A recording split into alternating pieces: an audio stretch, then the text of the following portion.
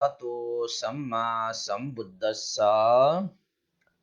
नमामि बुद्धं गुणसागरन्तं नमामि धम्मं सुगतेन देशितं नमामि संघं मुनिराजसावकं। नमो बुद्धाय, नमो धम्माय, नमो संघाय। श्रद्धालु उपासक उपासिका तथा सधर्म प्रेमी महानुभावहरू, आज मिति 2077 कार्तिक 14 गते शुक्रबारको दिन। सदाझै आज पनि म भिक्षु विमलो धर्म देशना लिएर उपस्थित भइसकेको छु र सदाझै फेसबुक लाइभ धर्म देशना कार्यक्रममा जोड्नु हुने, देशना सुनिरहनु हुने देश विदेशका सम्पूर्ण श्रद्धावन्त उपासक उपासिका तथा सधर्म प्रेमी महानुभावहरूलाई म भिक्षु विमलो श्री सिद्धि मङ्गल बुद्ध विहार सिद्धिपुर सानागाउँ थसी महालक्ष्मी नगरपालिका वडा नम्बर 6 बुद्ध मार्गबाट सदाझै मैत्रीपूर्ण स्वागत टक्राउन चाहन्छु। त उपासक उपासिका तथा धर्मप्रेमी महानुभावहरू, बोधिसत्व बुद्धहरूको अनागत वंशको विषयमा हामीले 10 जना बुद्धको बोधिसत्वको विषयमा हामीले हिजो मात्रै सकायौं र आज त्यही सन्दर्भमा वर्तमान सम्यक सम्बुद्ध तथागत गौतम सम्यक सम्बुद्ध तथागत भगवान शास्ताको पनि उहाँले बुद्धत्व प्राप्त गर्नको निमित्त कसरी र कहिले कहाँ र किन भन्ने विषयमाथि उहाँको बोधिचर्या प्रारम्भको समयदेखि कति समय लाग्यो बुद्धत्व प्राप्त गर्नको निमित्त भन्ने विषयमा आज हामी गौतम सम्यक सम्बुद्ध तथागत भगवान शास्ताको कथा देशना हामी प्रस्तुत गर्न गइरहेका छौं। त उपासक उपासिका, हामीले मैत्रेय बुद्धदेखि लिएर सुमङ्गल सम्यक सम्बुद्ध तथागत भगवान शास्ताको कुरालाई जाने लिँदाखेरि बुझी लिँदाखेरि बोधिसत्वहरूले बुद्धत्व ज्ञान प्राप्त गर्नको निमित्त कति त्याग कति तपस्या गरेर गए, कति दुर्लभ चिजहरूलाई सम्पादन गरेर गए, जुन चिज हामीले गर्नु त के त्यसलाई गर्छु भन्न पनि नसकिने किसिमको त्याग र तपस्याहरू सम्पादन गरेर यो प्राप्त भएको यो शासन रहेछ र भविष्यमा प्राप्त हुने यस्तो प्राप्त गर्नुहुने बुद्धहरूले पनि यस्तै विविध त्याग तपस्याहरू पुरा गर्नु भइसकेपछि मात्रै बुद्धत्व ज्ञान प्राप्त गर्नुहुने रहेछ र बुद्धको प्रादुर्भाव भइसकेपछि धर्मको प्रादुर्भाव हुन्छ र धर्मको प्रादुर्भाव भइसकेपछि सङ्घको प्रादुर्भाव हुन्छ। यसरी त्रिलोकमा हित सुखको निमित्त भगवान बुद्धहरूको त्याग तपस्याबाट उत्पन्न भएको त्रिरत्न कति महान छ, त्रिरत्न कति अमूल्य छ। यो त्रिरत्नले सम्पूर्ण लोक उद्धार गर्न सक्ने क्षमता पनि राख्दछ भन्ने कुरालाई हामीले केही हदसम्म पक्कै पनि तपाईहरूले बुझ्नु भइसकेको हुनुपर्छ। र पहिला अतीतका बुद्धहरू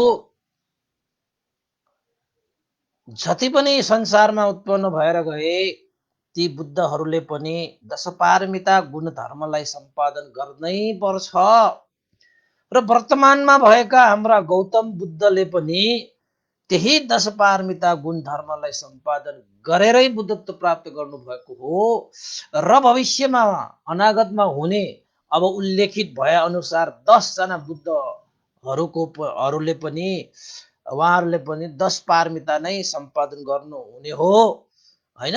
त्यसपछि जति पनि यो संसारमा बुद्धहरू चाहिँ प्रादुर्भाव हुनुहुन्छ, उहाँहरू सबैले पहिलाका बुद्धहरूले जुन हिँड्नु भएको बाटो पारमिता गुणधर्म सम्पादन गरेर उहाँले बुद्धत्व प्राप्त गर्नु भएको, त्यसरी नै साराका सारा बुद्धहरूले त्यही मार्गमा हिँडेर आखिरमा चतुर आर्य सत्य बोधि ज्ञान लाभ गरेर बुद्धत्व प्राप्त गर्नुहुने हो। त्यसैले उहाँहरूको पारमिता र उहाँहरूको ज्ञानमा कुनै भेद हुँदैन, कुनै फरकता हुँदैन। सबै बुद्धहरू चाहे त्यो सम्यक सम्बुद्ध भनिसकेपछि, चाहे त्यो प्रज्ञाधिक बुद्ध होस्, चाहे वीर्याधिक बुद्ध होस्, चाहे श्रद्धाधिक बुद्ध होस्, ती सम्पूर्ण सम्यक सम्बुद्धहरूले आखिर पूरा गर्ने भनेको 10 पारमिता हो। र त्यो पारमितालाई पनि अझ चाहिँ विस्तृत रूपमा भन्ने हो भने उपपारमिता परमत्थ पारमिता गरेर 30 पारमितामा पुर्याएको पनि छ। तर मूल पारमिता 10 पारमिता जुनसुकै सम्यक सम्बुद्धहरूले पनि त्यो अन्वेषण गरिसकेपछि पहिलाका बुद्धहरूले कसरी पारमिता पुरा गरेर गए भनेर चाहिँ अनुसन्धान हैन निरीक्षण परीक्षण गर्नु हुँदाखेरि त्यही 10 पारमितालाई देख्नुहुन्छ र बोधिचर्या गर्ने बोधिसत्वहरूले त्यही 10 पारमितालाई निरन्तरता दिनुहुनेछ। र समय अवधि भनेको चाहिँ प्रज्ञाधिक वीर्याधिक र श्रद्धाधिकमा समयको अन्तर पावन्डी फरक भए तापनि आखिरमा पूरा गर्ने 10 पारमिता, आखिरमा प्राप्त गर्ने ज्ञान बोधि ज्ञान हो। बोधि ज्ञान मिन्स चतुर आर्य सत्य। दुःख छ, दुःखको कारण छ, दुःखको निवारण छ, दुःख निवारण गर्ने मार्ग छ। हो यही चतुर आर्य सत्यलाई नै बोधि ज्ञान भनेर भनिन्छ। र सम्पूर्ण बुद्धहरूले सम्यक सम्बुद्धहरूले यही ज्ञान प्राप्त गर्नु भई बुद्धत्व लाभ गर्नुहुन्छ। र यो जति भन्दाखेरि सजिलो छ त्यति प्राप्त गर्न सजिलो छैन यो विषय। हामीले जातकहरू सुन्दाखेरि, पारमिता गुणहरू चाहिँ सुन्दाखेरि नै हामीलाई कति महसुस भइसकेको हुनुपर्छ कि बोधिसत्वहरूले कतिको त्याग गर्नुपर्ने रहेछ। हामीलाई त यो सम्झना मात्र आउँदाखेरि पनि हैन, हामीले यसो सोद्धाखेरि पनि हाम्रो चाहिँ रौँ ठाडो ठाडो हुने किसिमको त्याग तपस्याहरू गर्नुपर्ने रहेछ नि त बुद्धत्व ज्ञान प्राप्त गर्नुको निमित्त। विशेषतः अरू तपाईँको चाहिँ पञ्चमहापरित्याग गर्नु हुँदाखेरि चाहिँ अलिकति साह्रै नै कठिन कार्य जस्तो हामीलाई लाग्छ पनि, र हामीलाई त सोद्धाखेरि पनि यो सकिँदैन कि भन्ने जस्तो लाग्छ। किन त भन्दाखेरि त्यो त्याग त तपस्या भनेको सानोतिनो हृदयले सानोतिनो मुटुले भ्याउन सक्ने विषय पनि होइन।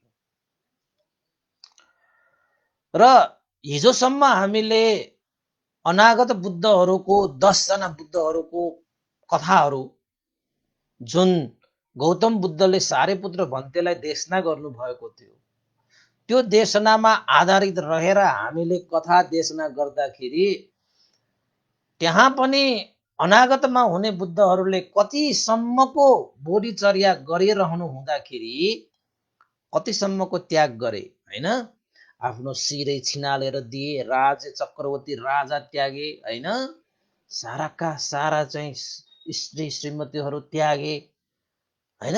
चक्रवर्ती राजा भएको व्यक्ति चाहिँ अब एउटा प्रवचित भएर जाने, त्यो सानोतिनो कुरा होइन।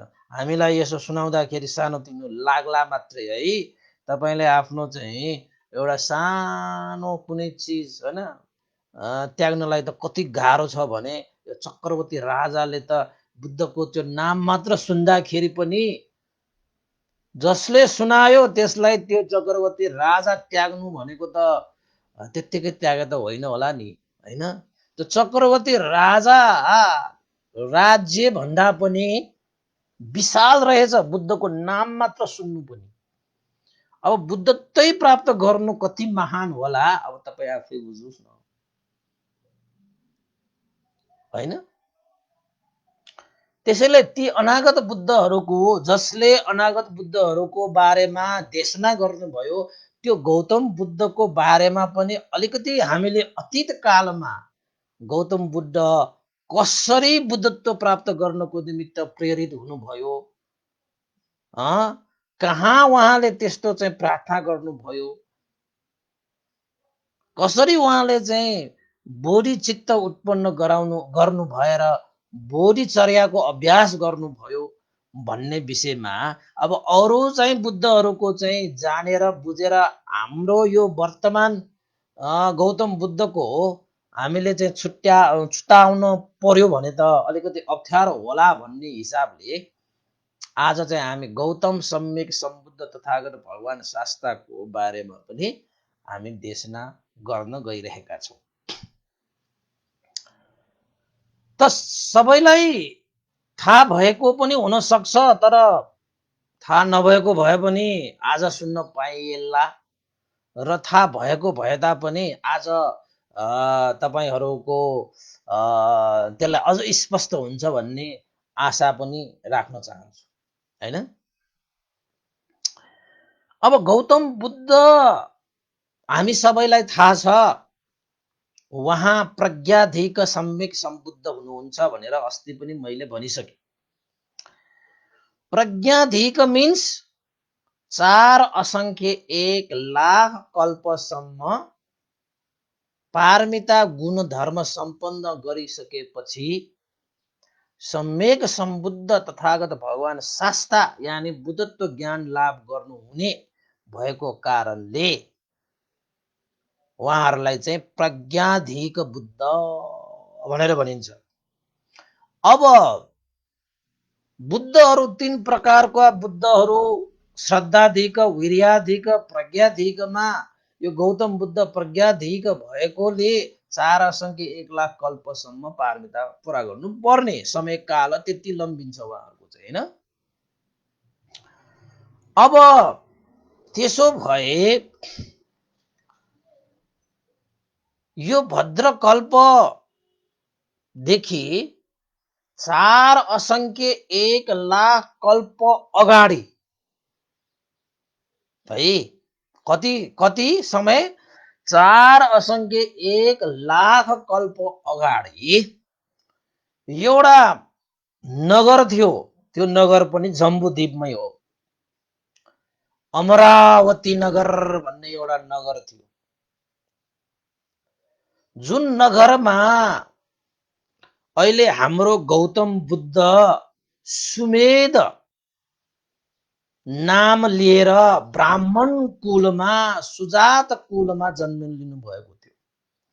अब यहाँनिर चाहिँ सुजात कुल ब्राह्मण होइन, सुमेध नामले भनिसकेपछि सुजात कुल भनेको के हो त भन्दाखेरि आमाको पत्ती र बाउको पत्तीबाट 60 पुस्तासम्म उनीहरूको कुलमा कुनै पनि त्यस्तो दोष नभएको शुद्ध कुल भनेको भनाइको मतलब त्यहाँ कुनै छ्यासमिस हुन नभएको, त्यसरी सुजात कुल भनेर भनिन्छ। र त्यति बेला ब्राह्मण कुलमा सुमेध नाम लिएर गौतम बुद्धले 4 असंख्य 1 लाख कल्प अगाडि अमरावती नगरमा जन्म लिनु भएको रहेछ। याद गर्नुभयो है?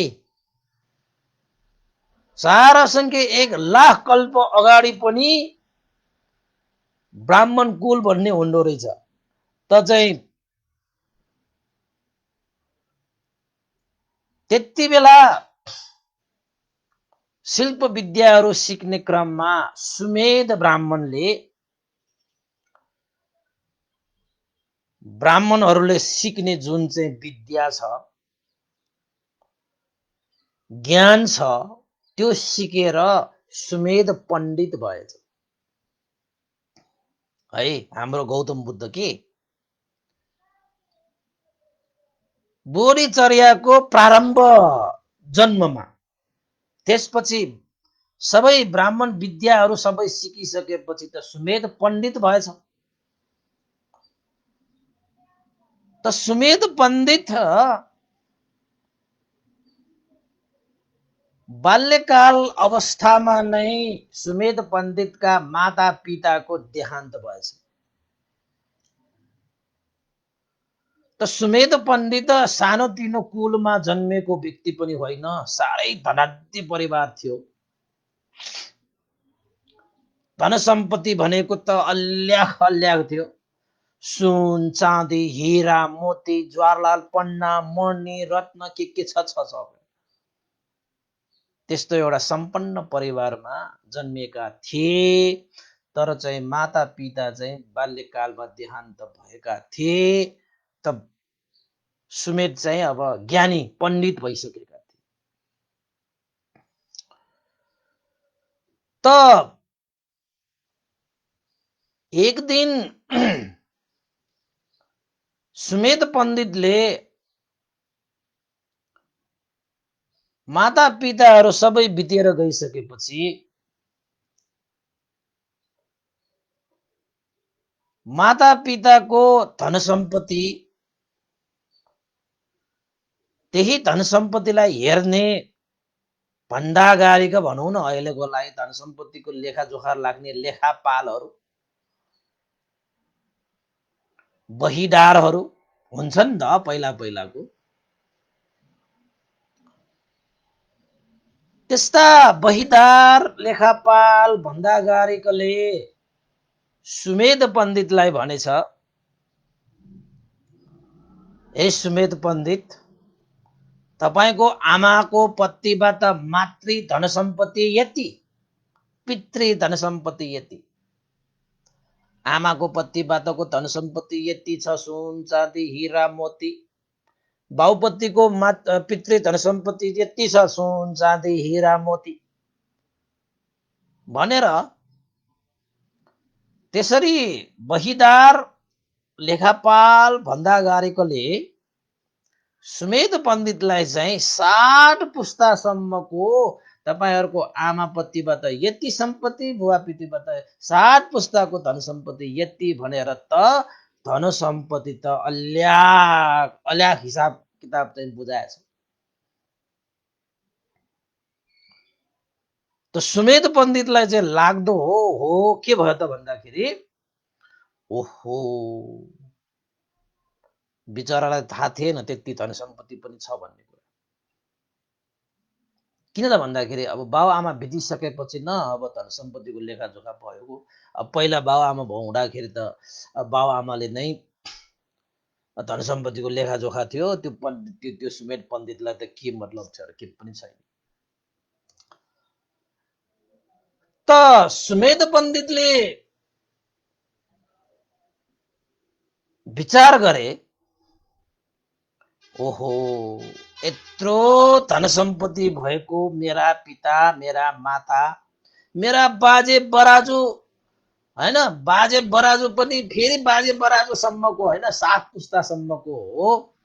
ती चाहिँ मेरा पुर्खाहरूले त्यत्रो धन सम्पत्ति भए तापनि आखिरमा त मरेर गएको बेलामा 1 कौडी पनि लिएर गएन त बाबा। सम्पत्ति त नभएको होइन त मेरो चाहिँ पुर्खाहरूसँग, मेरो पिता मेरो माता, ओहो कति धनाढ्य ल।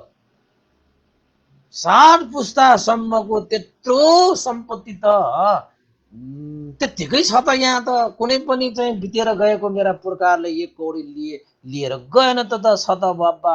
मरेपछि त यो जति सुकै हिरा मोती सुन चाँदी भए पनि आखिरमा यही छोडेर जानुपर्ने रहेछ त। भनेपछि यो सम्पत्ति भनेको चिज त मरेर गइसकेपछि त ढुङ्गा नै मात हो कि।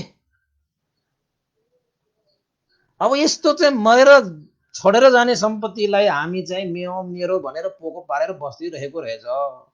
ल मेरो पिता माताले चाहिँ के नै लिएर गयो र त्यत्रो धन सम्पत्तिले चाहिँ मेरो भनेर चाहिँ त्यत्रो राखिरह्यो। ल अब मरेर गयो, सब सम्पत्ति त्यत्तिकै छ। बिचराहरूले त्यही सम्पत्ति जम्मा पार्दै त्यही सम्पत्तिलाई हेरविचार गर्दै केस फुलाए, आँखा कमजोर पारे, कान पनि बहिरो पारे, शरीर पनि चाहिँ गलायो, आखिरमा चाहिँ त्यति मात्र हो र, प्राण पनि छोडेर गयो। न त्यो धन सम्पत्ति त्यत्रो हुँदाखेरि एक सेकेन्ड बढी नै बाँच्न पाए, न त्यो शरीरलाई चाहिँ वृद्ध हुनुबाट रोक्न सके, न यो मुहारलाई चाउरे पर्नुबाट रोक्न सके, न जीर्ण हुनुबाट रोक्न सके। त्यति मात्र त के, मरेपछि त सबै चिज यहीँ छोडेर गए, एक कौडी पनि लिएर गएन बा। यस्तो धन सम्पत्तिको लागि मान्छेहरू के समय बिताइरहेको, कालो के सेतो पारेर बसिसक्यो। जुन चिज चाहिँ त्यागेर जाने हो, जुन चिज चाहिँ छोडेर जाने हो, त्यसैकै लागि कालो के सेतो बनाउँछ हैन। खम्बा जस्तो यो हात खुट्टाहरू चाहिँ जीर्ण बनाउँछ त्यही पैसाको लागि, त्यही धनको लागि। आफ्नो सारा समय चाहिँ त्यहीमा बिताएर आखिर जाने बेलामा फेरि सुरुक्क छोडेर जान्छ। कमसे कम लिएर जाने भए पनि त समय यसलाई दिएको रहेछ ठिकै छ भन्नलाई। मेरा माता पितालाई त ओहो 7 पुस्ता मात्र होइन, कयौं पुस्तालाई खान पुग्ने गरी सम्पत्ति छ, तै पनि त्यही धन सम्पत्ति जम्मा गरेर बसेको पो रहेछ त बा, भएन। सुमेर पण्डितले विचार गरेको, अब ज्ञानी भइसक्यो नि त, पण्डित भइसक्यो त उसले के विचार गरे त भन्दाखेरि मेरा पिता माता पिताले यो धन सम्पत्ति लिएर नगए जस्तो मैले पनि लिएर जान पाएन भने त बुबा आमाहरू एक कौरी लिएर खाली हात गए जस्तो म पनि खाली हात जानु पर्यो भने त यो मेरो सम्पत्ति भनेर बस्नुको कुनै मूल्य नै रहेन नि, कुनै औचित्य नै रहेन। त्यसैले यो धन सम्पत्तिलाई मैले कसरी लिएर जान सक्छु भनेर विचार गरे सुमेर पण्डितले। त पण्डित भएको कारणले सुमेधले विचार गरे कि अब यसरी पोको मात्र पारेर राख्यो भने यो धन सम्पत्ति त खेर जान्छ। त्यसैले लिएर जाने भनेको मतलब अब म यो सारा सम्पत्ति चाहिँ परहित उपकारको लागि सदुपयोग गर्छु।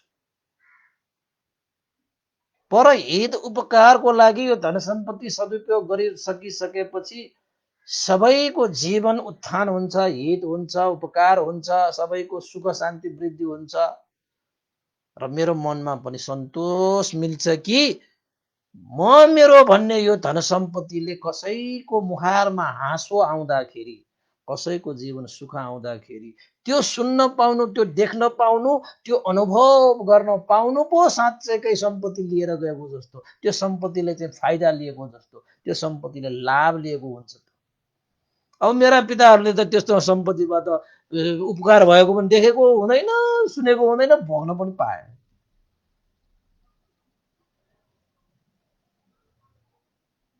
त मान्छेहरू यस्तो धन सम्पत्तिमा चाहिँ अलमलिएर जीवन चाहिँ स्वाहा पारेर बस्छ बा। यो भन्दा त सारा धन सम्पत्ति दीन दुखी याचक गरिब परहित उपकारको लागि मैले यो धन सम्पत्ति प्रयोग गर्ने घोषणा गरेर बरु म त्यसै एक्लै उसै एक्लै म त अब चाहिँ प्रवजित भएर ऋषि प्रवज्या भएर म त साँच्चैकै सुख शान्ति प्राप्त गर्ने होइन, सम्पूर्ण दुःखबाट मुक्त हुने त्यस्तो बाटो चाहिँ खोज्नु पर्यो। यो संसारमा दुःख छ भने, दुःख उत्पन्न भएको छ भने दुःखबाट मुक्त हुने बाटो पनि हुन्छ। मान्छेहरू जन्मिरहेका छन्, वृद्ध भइरहेका छन्, मरण भइरहेका छन्। यस्तो चाहिँ जन्मिने, वृद्ध हुने, मरण हुने यस्तो स्वभाव यो संसारमा छ भने कतै न कतै जन्मै लिन नपर्ने, बिरामी हुन नपर्ने, मरणै हुन नपर्ने यस्तो मार्ग पनि हुन्छ। बरु म यस्तो मार्गको अनुसन्धान गर्छु, त्यो मार्ग म खोज्नुपर्छ। मान्छेहरू कति यो चाहिँ निरन्तर जिन्दगी बगिरहने धन सम्पत्तिमा चाहिँ लोभिएर दुःखबाट मुक्त हुने मार्ग खोजिरहेका छैनन्। यी चाहिँ भौतिक सम्पत्तिहरू जति जम्मा गरे पनि दुःखबाट मुक्त भएको अवस्था त हुँदैन त।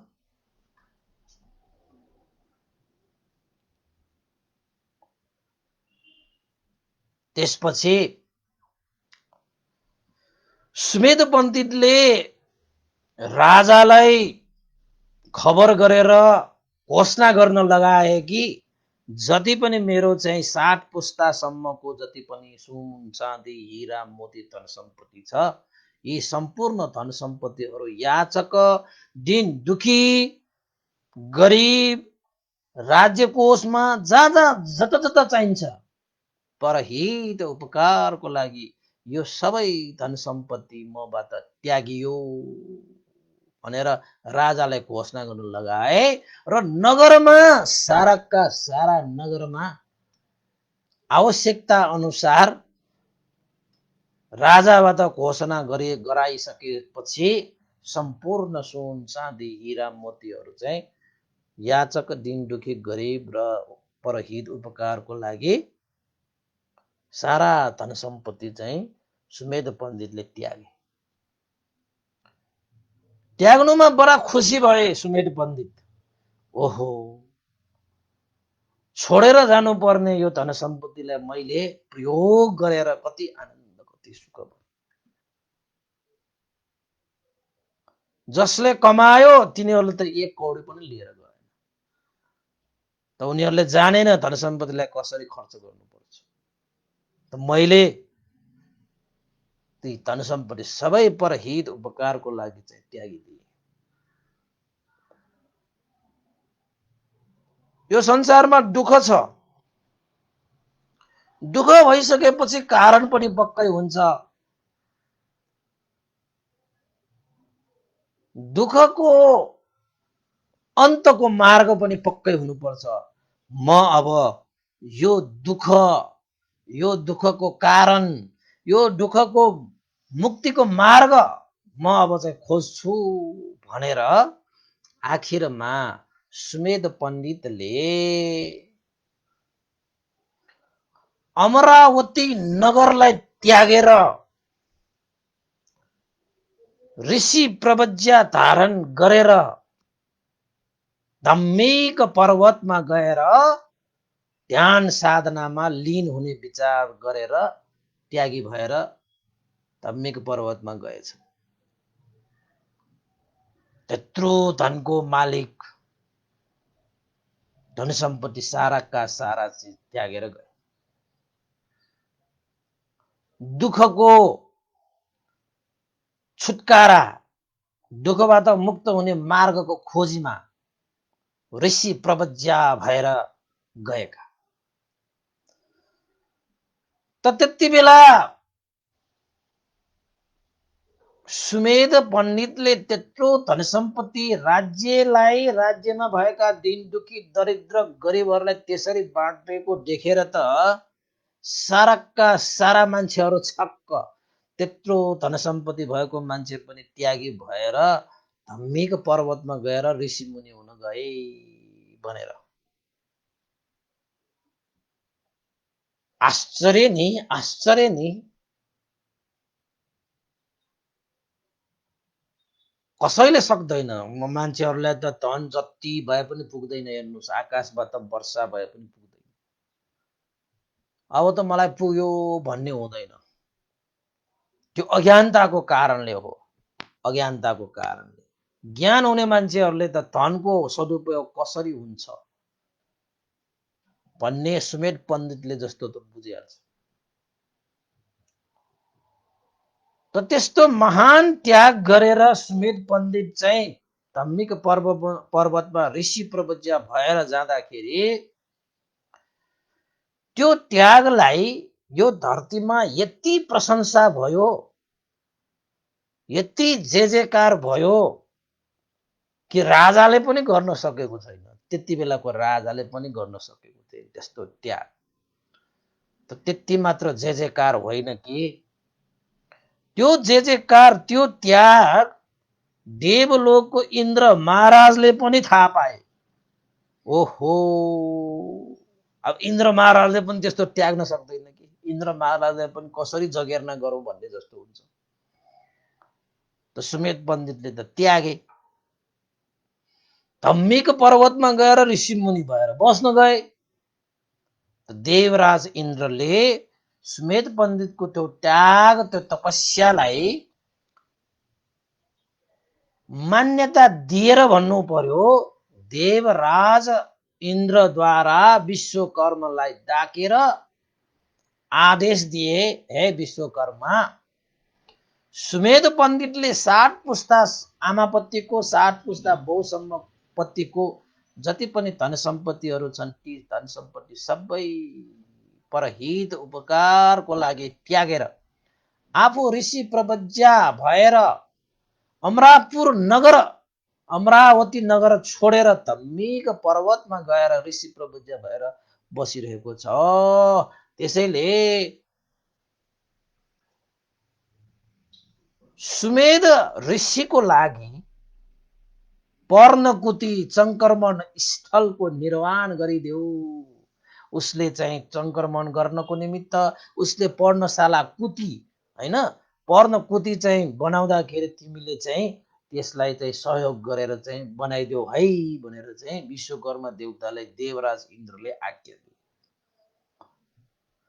र देवराज इन्द्रको आज्ञा अनुसार विश्वकर्माले पनि धम्मिक पर्वतमा पर्णकुटी र सङ्क्रमण स्थल चाहिँ मजाले मनोरम तरिकाले बनाइदिए। ऋषि मुनिहरू चाहिँ अब बस्नको निमित्त उपयुक्त हुने गरी, ध्यान साधना गर्नको निमित्त पर्णकुटी, बस्नको निमित्त पर्णकुटी, त्यस्तै गरी सङ्क्रमण ध्यान गर्नको निमित्त यानि कि हिडडुल गर्नको निमित्त सङ्क्रमण स्थल पनि बनाइदिए। त्यसैले हामी ध्यान बस्दाखेरि, ध्यान साधनाको अभ्यास गर्दाखेरि बसेर मात्र ध्यान गर्नुहुन्न,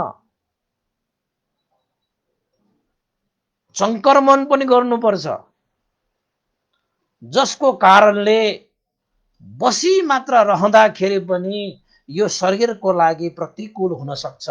हिँडी मात्र रहँदाखेरि पनि यो शरीरलाई चाहिँ प्रतिकूल हुन सक्छ। त्यसैले यो शारीरिक रूपमा पनि अनुकूल गर्नको निमित्त हामी बस्नु पनि पर्छ, हिँड्नु पनि पर्छ। मानसिक रूपमा पनि अनुकूल बन्नको निमित्त हामी बसी मात्र रहँदाखेरि पनि मानसिक रूपमा पनि अनुकूल हुँदैन, प्रतिकूल बन्न जान्छ। त मानसिक रूपमा पनि अनुकूल र शारीरिक रूपमा पनि अनुकूल र समाधिको रूपमा पनि अनुकूल हुनको निमित्त बसेर मात्र ध्यान बस्नु हुँदैन। त्यसको लागि चारैवटा एरिया पटमा पनि हामीले अभ्यास गर्नु आवश्यक छ। त्यसको लागि सङ्क्रमण पनि गर्नुपर्छ। त्यसैले सङ्क्रमण ध्यान भन्ने पनि छ। भगवान बुद्ध स्वयंले पनि सङ्क्रमण ध्यान गर्नुभएको थियो। तपाईँ बुद्ध गयामा गएर हेर्नुहोस् न, भगवान बुद्धले त्यहाँ सङ्क्रमण स्थल भनेको हुन्छ कि भगवान बुद्धले सङ्क्रमण गरेर ध्यान बस्नु भएको। त भगवान बुद्धले सत्यपथन विपස්සना ध्यान भावनामा त तपाईँको चाहिँ चारवटा एरिया पटलाई ध्यान भावनाको चाहिँ माध्यम बनाउन सकिन्छ र पर्छ पनि। बसिरहँदाखेरि, उठिरहँदाखेरि, लेटिरहँदाखेरि, हिँडिरहँदाखेरि यो चारवटा एरिया पटमा पनि हामीले स्मृति राख्नुपर्छ भनेर भगवान बुद्धले देशना गर्नुभएको छ। त सुमेध ऋषिलाई अब जङ्गलमा गएर ऋषिमुनि भएको भनेको मतलब चाहिँ यो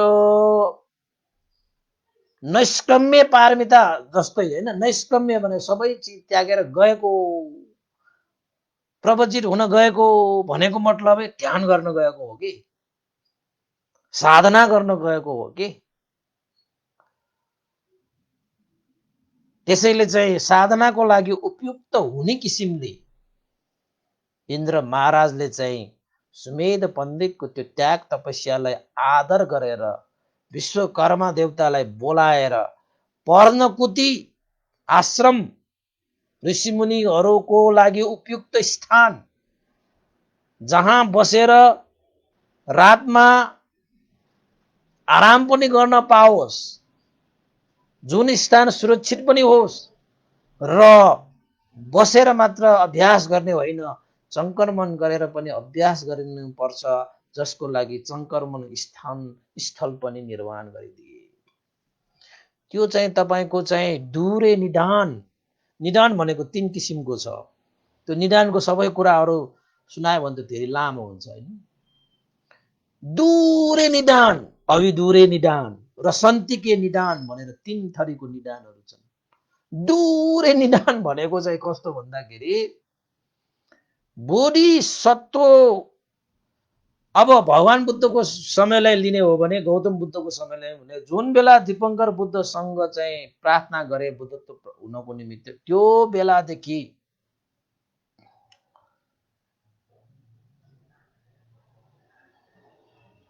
तुसिद देवलोकसम्मको अन्तिम पारमितासम्मको काललाई चाहिँ दूरे निदान भनिन्छ कि। र तुसिद देवलोकबाट महामाया देवीको कोखमा चाहिँ गर्भधारण गरेदेखि लिएर बुद्ध गयाको बोधि वृक्ष मुनि बुद्धत्व प्राप्त गर्नुसम्मको समयलाई चाहिँ अविदूरे निदान भनिन्छ कि। र 35 वर्षको उमेरदेखि 80 वर्षको जुन समय छ धर्म प्रचार गर्नुभएको, त्यसलाई चाहिँ शान्तिके निदान भनेर चाहिँ भनिन्छ कि। यसरी चाहिँ हामीले यो चाहिँ अब दूरे निदान हैन, धेरै टाढाको कथा, निदान भनेको कथा जस्तै हो हैन। त्यति बेला चाहिँ दूरे निदानमा उल्लेख भए जस्तै सुमेध पण्डितको कथा त दूरे निदानमा पर्छ। धेरै परको 4 असङ्ख्य 1 लाख कल्प अगाडिको कुरादेखि सुरु हुँदै आउने हो। त्यसरी त्यति समयदेखि नै ध्यान भावना गर्ने आदि इत्यादि गर्ने सारा चिजहरू थियो नि त। बुद्धले नै सिकाउनु पर्छ भन्ने छैन त्यति बेला चाहिँ। तर त्यो सबै चिजहरू चाहिँ अभिज्ञा र समापति ध्यान मात्रै हुन्छ कि। त्यो भनेको मतलब समथ ध्यान मात्रै हुन्छ। त्यहाँ विपස්සना ध्यान अभ्यास गरेर दुःखबाट मुक्त हुने अभ्यास भने भइरहेको हुँदैन हैन। त त्यसरी ध्यान भावना अभ्यास गर्नको निमित्त, तपस्या गर्नको निमित्त, साधना गर्नको निमित्त इन्द्र महाराजको आज्ञामा निर्माण भएको पर्णकुटी र संक्रमण स्थलमा सुमेध पण्डितले आश्रय लिएर अब ध्यान साधना गर्न थाले।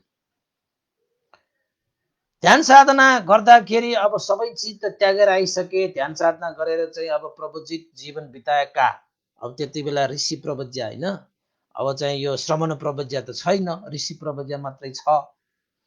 त्यति बेला बोधिसत्वहरूले त्यो ऋषि प्रवज्या धारण गर्छ कि। यस्तो वस्त्र नलगाए तापनि ऋषि प्रवज्या त हुन्छ, केश शेष नखौरिकन बस्नेलाई ऋषि प्रवज्या भन्छ। त ऋषि प्रवज्या भएर चाहिँ ध्यान साधना गरे, नजिकै अब भिक्षा गरेर खानु पर्यो।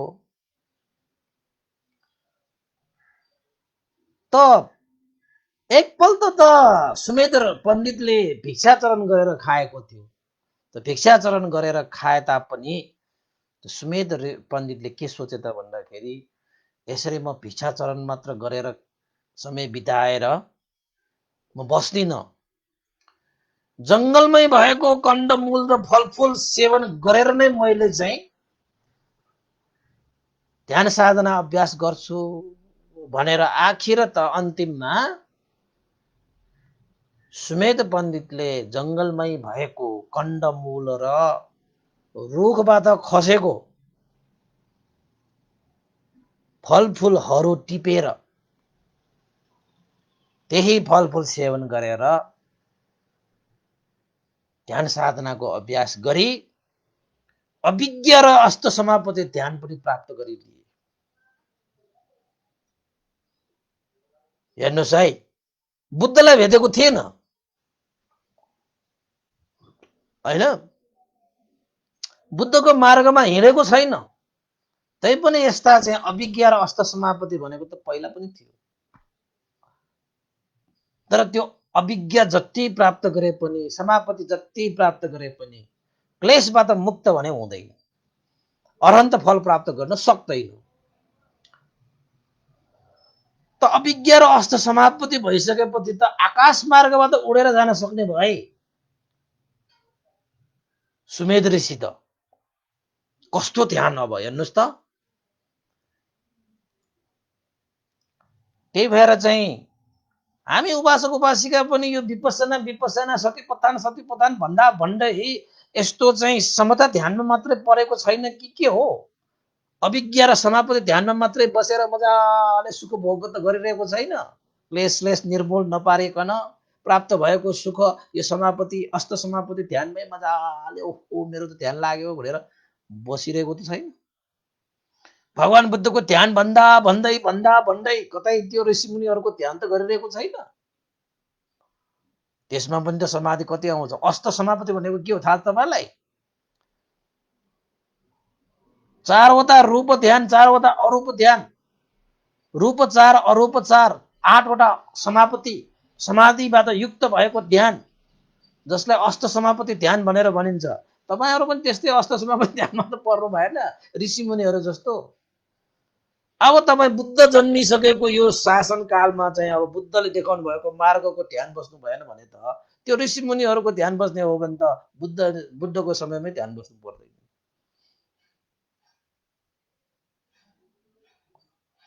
हैन।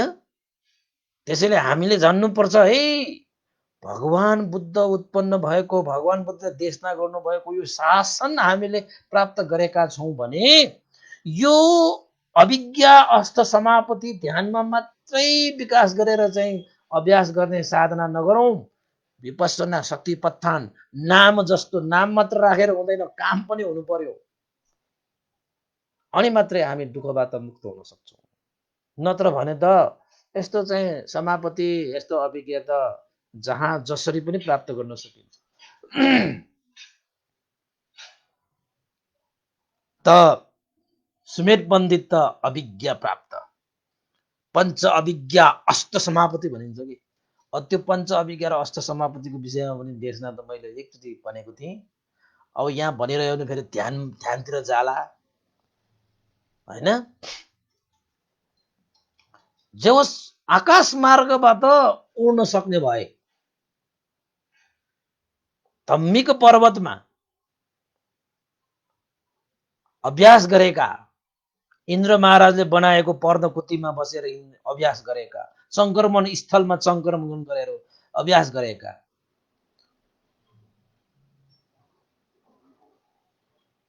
त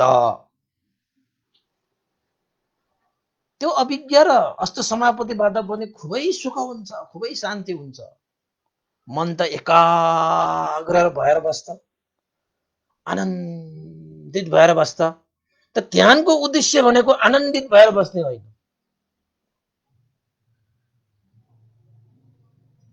ध्यानको उद्देश्य भनेको खुसी भएर बस्ने होइन। त्यो सत्यपत्थान विपස්සनाको मार्ग भनेको त तपाईको सम्पूर्ण दुःखबाट मुक्त हुने मार्ग, मुक्त गर्ने मार्ग हो त्यो, जसले दुःखको मुहान जो छ तृष्णा त्यसलाई निर्मूल गर्ने मार्ग हो त्यो, भवचक्रलाई प्रणाह गर्ने मार्ग हो त्यो।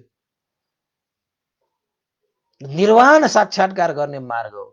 त्यस्तो निर्वाण प्राप्त गर्न सक्ने त्यो मार्गमा हिँडेर पनि तपाईँ आनन्दित भएर त्यो चाहिँ त्यो के खाएर चाहिँ लत्थ परे जस्तो ध्यानमा पनि ओहो म त बसेँ बसेँ म त एकचोटि ध्यान बस्दाखेरि त बसेँ म त 5-6 घन्टा 7 घन्टा बसेँ भनेर चाहिँ मक्क परेर बस्यो भने फेरि त्यही समापति ध्यानमा मात्रै बसेर समथामा मात्रै बस्न राख्नु भयो भने त जति बसे पनि तपाईँ दुःखबाट मुक्त हुनु। त्यो त बसुन्जेल चाहिँ आनन्द हुन्छ। फेरि ध्यानबाट उठेर आइसकेपछि त ल त्यस्तै कहाँ गयो त्यो समाधि त हरायो बिलायो। ध्यान बसुन्जेल ज्ञानी छ, ध्यान बसेर उठेर आइसकेपछि अभिमानी भएछ। फेरि लौजा बरु ध्यान नबस्दाखेरि अभिमानी थिएन, ध्यान बस्दाखेरि अभिमानी भयो। त्यो नजान्यो भने त्यसो हुन्छ। जानियो भने चाहिँ ध्यान बसेपछि पनि ज्ञानी, ध्यानबाट उठे पनि ज्ञानी हुन्छ। ध्यानी र ज्ञानी हुन्छ के दुईटै छिनमा। त अभिज्ञा र अष्ट समापति प्राप्त सुमेध पण्डित मजाले समापति ध्यानमा बसेर चाहिँ मक्ख भएर बसेछ, समय बिताएछ आनन्दित भएर। त्यही कालमा जुन बेला अष्ट समापति ध्यानमा मजाले बसिरहेको होइन, त्यही चाहिँ ध्यानको अनुभवले चाहिँ अब आनन्दित जीवन बिताइरहेको त्यही समय कालमा लोकमा दीपंकर तथागत भगवान शास्ताको उत्पत्ति भइसकेको रहेछ। त बिचरा त्यो सुमेध पण्डितलाई त थाहा थिएन भगवान बुद्ध उत्पन्न भइसकेको भनेर।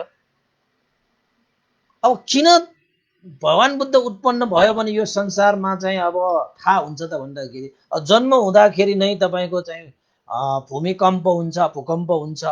बुद्ध त ज्ञान लाभ गर्दाखेरि भूमिकम्प हुन्छ, महाविनिष्क्रमण गर्दाखेरि भूमिकम्प हुन्छ। भगवान बुद्धको जीवनकालमा त हरेक त्यस्ता चाहिँ महान कार्य गर्दाखेरि भूमिकम्प हुन्छ नि त।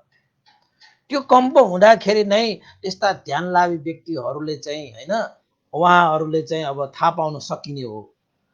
तर यो सुमेध पण्डित चाहिँ अब मजाले अभिज्ञा र अष्ट समापतिमा बसिरहेको कारणले, सुख अनुभव गरिरहेको कारणले यो लोकमा बुद्ध उत्पन्न भयो भन्ने बेखबर के कोलाहल त चल्छन्, हे बुद्ध उत्पन्न भयो भनेर चाहिँ त्यहाँ देवताहरू खुसी हुन्छ, तपाईँको चाहिँ देवताहरू चाहिँ नाचगान गर्छ, मान्छेहरू भगवान उत्पन्न भयो भनेर चाहिँ जय जयकार गर्छ।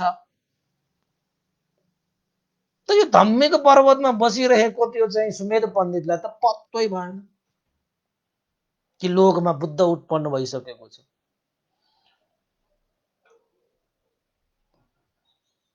होइन। त एक दिन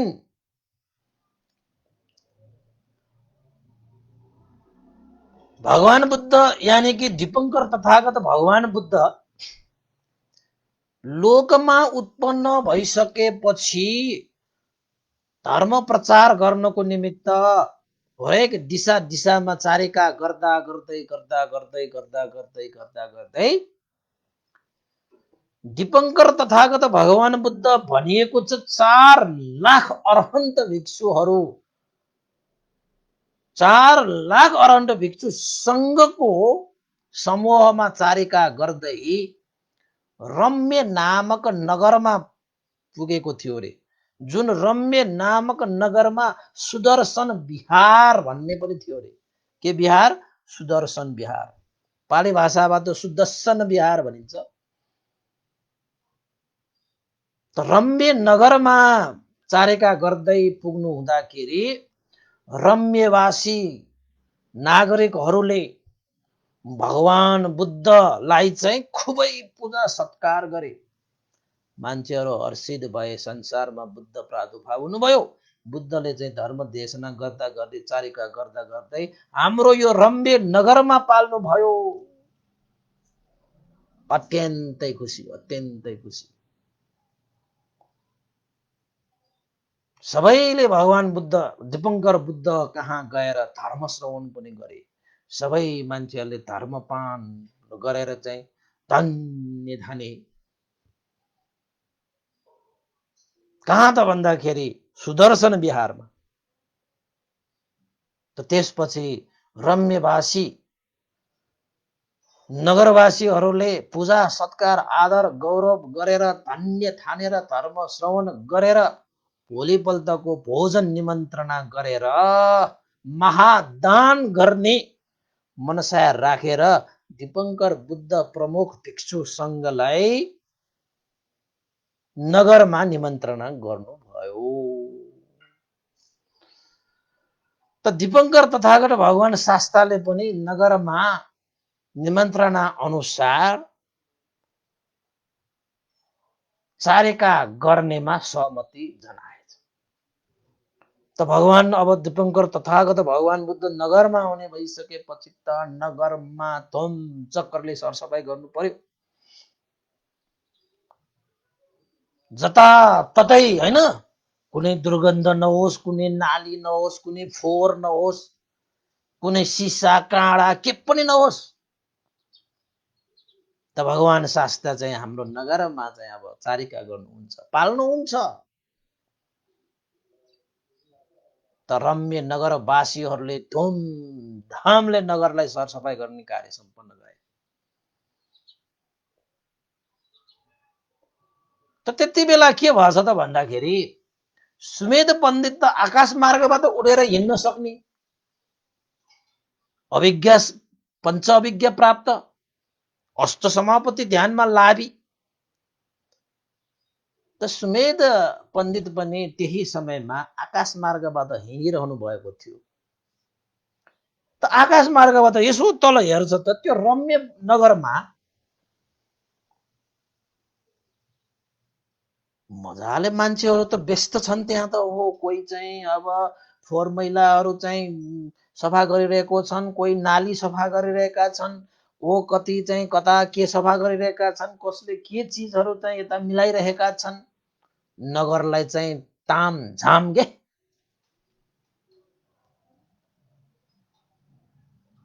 त सुमेध पण्डितलाई आश्चर्य लाग्यो, आज यो मान्छेहरू किन यति व्यस्त भइरहेको।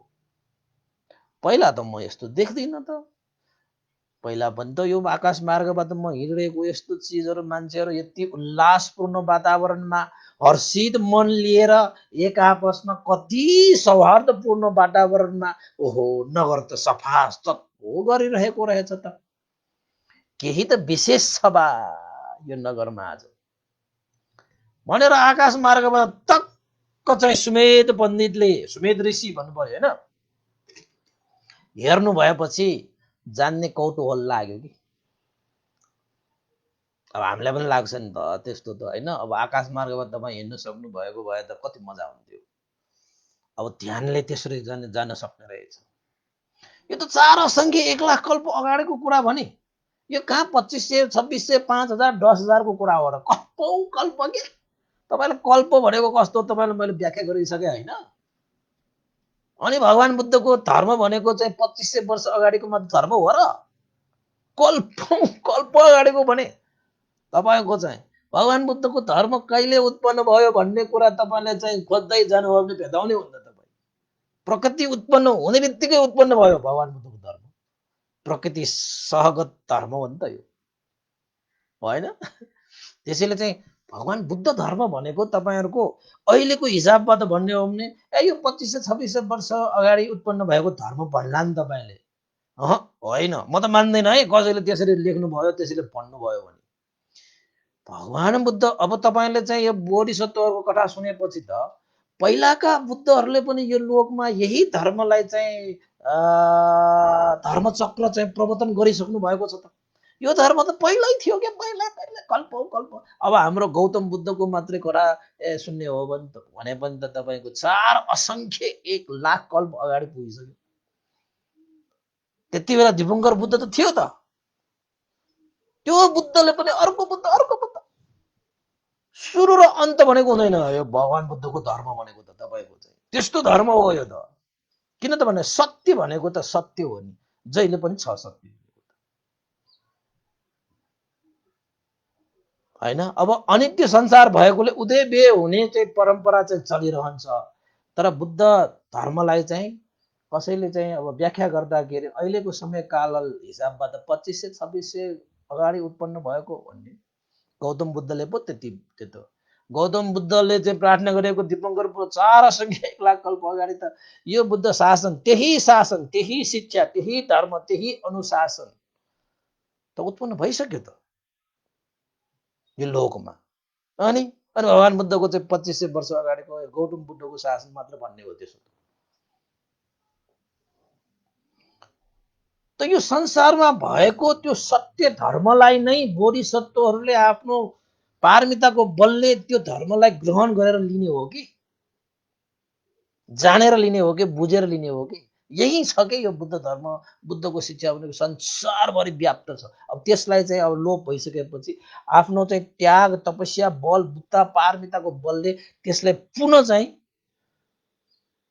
चित्तले धारण गरेर लिएर त्यसलाई चाहिँ अरूको हित उपकारको लागि प्रदान गर्ने मात्रै हो बुद्धहरू चाहिँ यो संसारमा प्रादुर्भाव हुने होइन।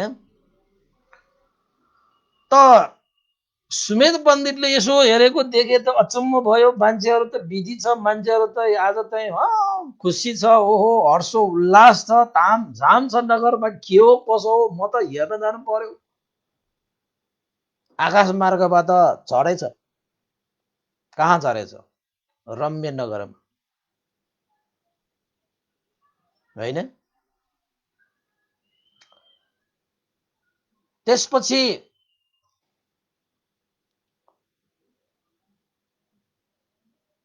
मान्छेहरूलाई सोधेछ, मान्छेहरू आफ्नै तालले बिजी छ त्यहाँ, कसलाई बोल्ने सबै मान्छेहरूले चाहिँ 1 सेकेन्ड चाहिँ नरोकिकन काम गरिरहेको देखेर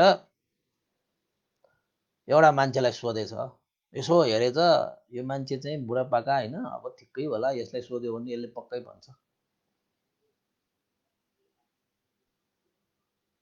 होइन तपाईहरु चाहिँ यो कसरी, यो कति बिजी, कति चाहिँ व्यस्त, कति चाहिँ तामझाम गरिरहनु भएको छ।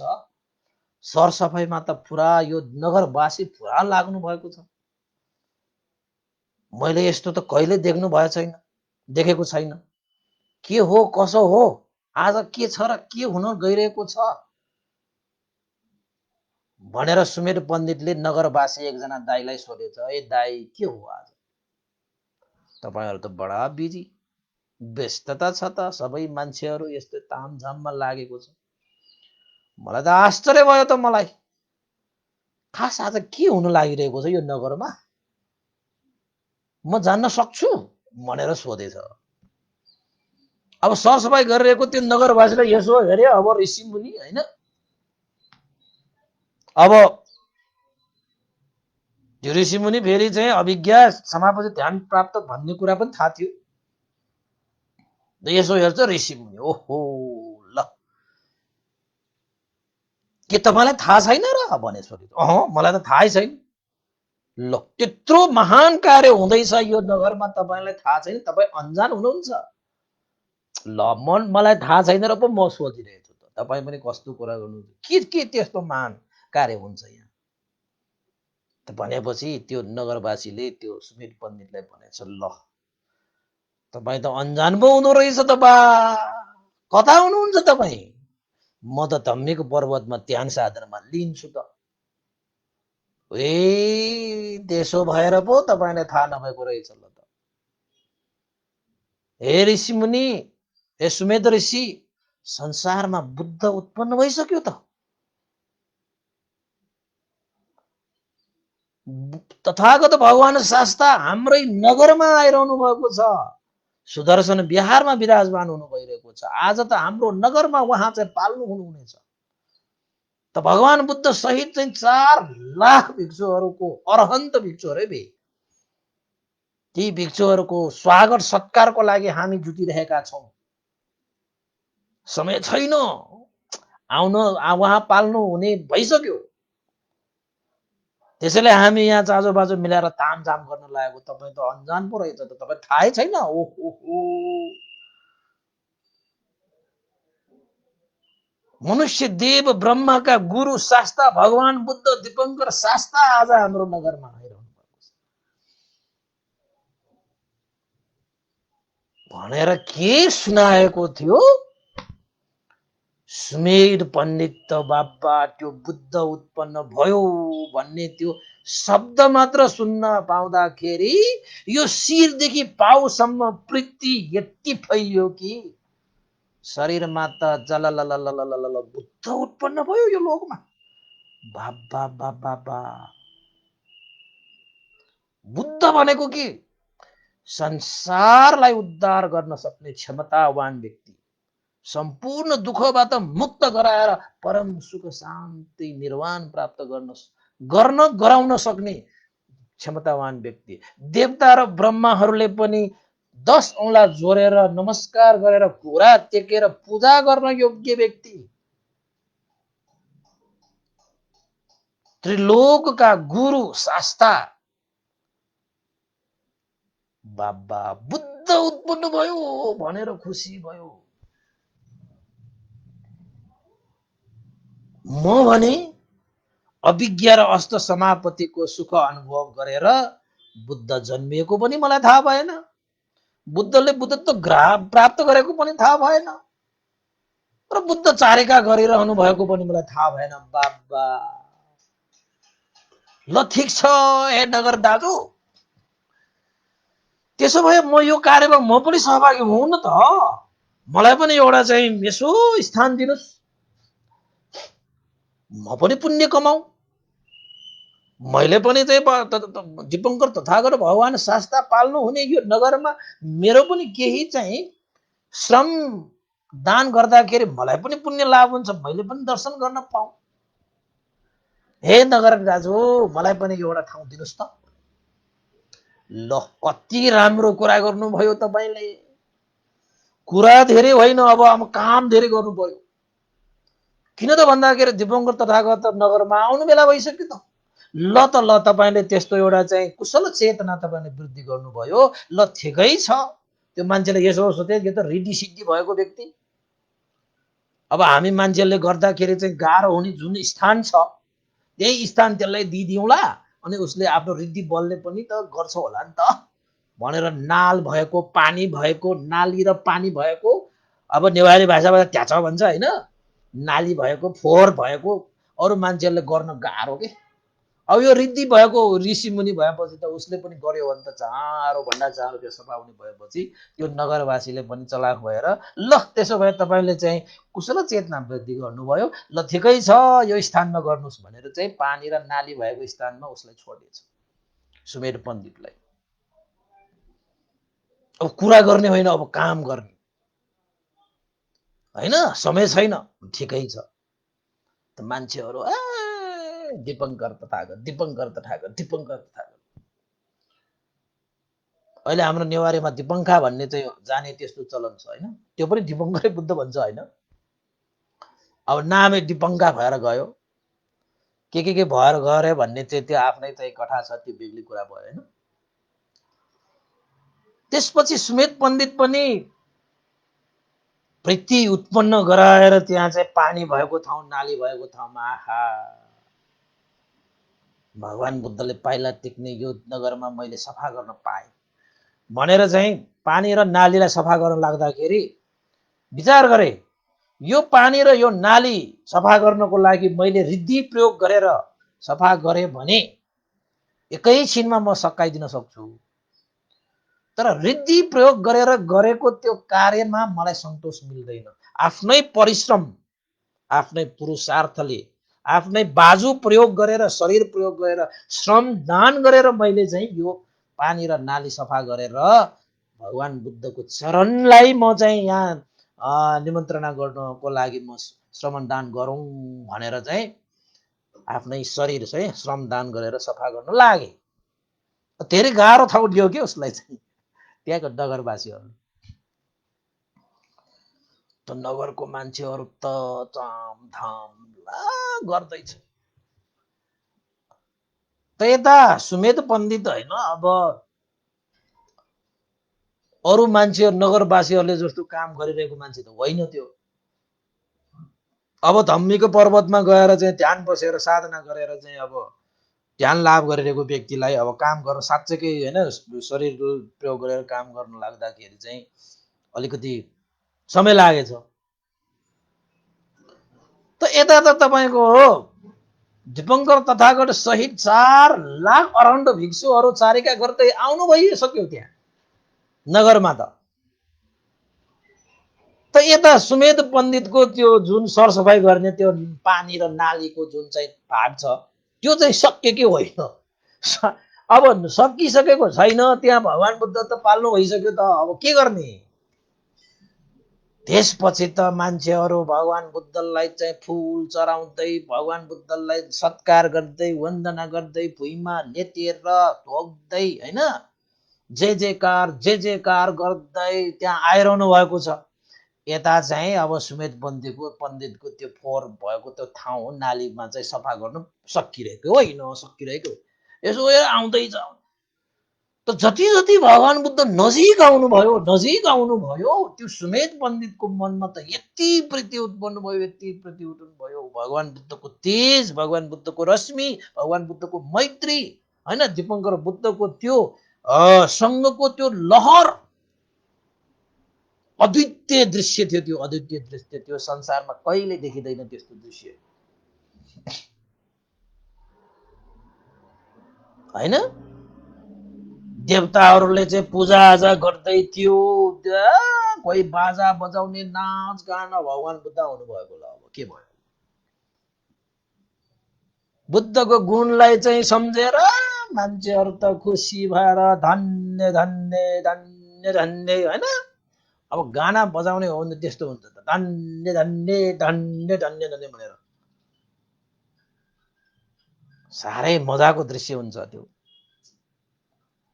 के मान्छे के देवता, देवताहरूले मान्छे देखे, मान्छेहरूले देवता देखे रे स्वागत सत्कार गरिरहँदाखेरि। देवता र मनुष्यको बीचमा भेद थिएन रे, त्यति रमाइलो। अहिले त हामी देवता देख्दैन होइन। अब देवताहरू पनि भगवान दीपङ्कर बुद्धलाई त्यो सेवा सत्कार त्यो पूजा सत्कार गर्न आउँदाखेरि मान्छेहरूले देखेको कि। त्यसपछि अब नजिकै नजिकै नजिकै नजिकै नजिकै आउँदाखेरि त लास्टमा त कार्य त सकिएन, दीपङ्कर बुद्ध त नजिकै आइपुग्नु भएछ। त्यसपछि सुमेध पण्डितले के सोचे त भन्दाखेरि अहो अब त मैले सफा गरिरह्यो भने यो कार्य सकिँदैन। त भगवान बुद्धको चाहिँ कोमल पवित्र विशुद्ध चरणले यस्तो चाहिँ पानी यस्तो नालीमा टेक्नु चाहिँ अशोभनीय हुन्छ। त्यसैले भगवान बुद्धको त्यो कोमल चरण म कहिले पनि पानी र नालीमा पर्न दिन्न। यस्तो चाहिँ होइन भगवान बुद्धलाई यसो हेर्नुभयो, साराले जय जयकार, साराले धन्य भनिरहेको छ, पूजा सत्कार गरिरहेको छ। त्यो सुमेध पण्डितलाई के विचार आयो त, चेतना आयो त भन्दाखेरि ओहो यस्तो सम्यक सम्बुद्धको शरणमा म पनि प्रवजित भएँ भने मैले पनि यही जन्ममा मैले चाहिँ अरहन्त फल प्राप्त गर्न सक्छु। उहाँको श्रावकहरूको छिनास र श्रावकहरू जस्तो म पनि चाहिँ यही जन्ममा चाहिँ मुक्त भएर जान सक्छु। तर म भगवान बुद्धको शरणमा गएर मुक्त भएर जाँदैन। मैले भगवान दीपङ्कर बुद्धले जुन ज्ञान प्राप्त गरेर यस्तो ऐश्वर्यशाली यस्तो चाहिँ यस्कृति पाउनुभयो, यस्तो उद्धार गर्नुभयो, त्यसरी नै उहाँले प्राप्त गर्नुभएको ज्ञान मैले पनि प्राप्त गरेर, उहाँले प्राप्त गर्नुभएको बुद्धत्व मैले पनि प्राप्त गरेर मैले पनि यो त्रिलोकको उद्धार गर्न सकूं। म एकजना तरे भने संसारमा यस्ता दुःखबाट मुक्त हुनुपर्ने कयौं व्यक्तिहरू छन्। त्यसैले म तरे भने तिनीहरूलाई चाहिँ तर्नको निमित्त धेरै समय लाग्ला। त्यसैले म जस्तो क्षमतावान व्यक्तिले निर्वाणको डुङ्गा, सुखको डुङ्गा तयार पारेर साराका सारा प्राणीहरूलाई पनि त्यस डुङ्गामा राखेर साराका सारालाई तारेर म पनि तर्नेछु। यस्तो दिपङ्कर बुद्धको सामुन्ने म चाहिँ पर्न पाउँदाखेरि यस्तो अधिष्ठान, यस्तो सङ्कल्प, यस्तो मार्गमा म किन नहिँडौँ? यस्ता व्यक्तिको बुद्धको सामुन्ने त यो जीवन परित्याग गर्न सुहाउँछ। उहाँहरूको अगाडि त यो जीवन त के न के। त्यसैले यो उहाँहरूको सामुन्ने जीवन परित्याग गर्न पनि तयार हुनुपर्छ। यस्तो व्यक्तिको कोमल चरण नालीमा पानीमा पर्न दिनु भयो र भनेर चाहिँ प्रश्न गर्दा गर्दै आखिरमा सुमेध पण्डितले के डिसिजन गर्यो, के निर्णय गर्यो त भन्दाखेरि त्यो नालीमा आफू लेटेर पुल जस्तो बनेर आफ्नो जटा जुन चाहिँ ऋषिहरूको जुन केस छ त्यो केस सबै फिजाएर त्यहाँ चाहिँ त्यो चाहिँ हाम्रो चाहिँ ऊ कार्पेट लाए जस्तो छोपेर के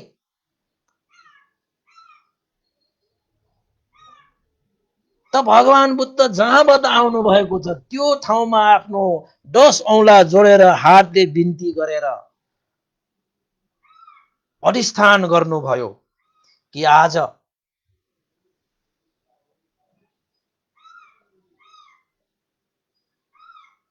सम्यक सम्बुद्ध तथागत भगवान शास्ताले आफ्नो पाइला मेरो चाहिँ यो काय शरीरमा टेकेर आफ्नो चाहिँ कोमल चरणलाई मैलमा नपारुन्।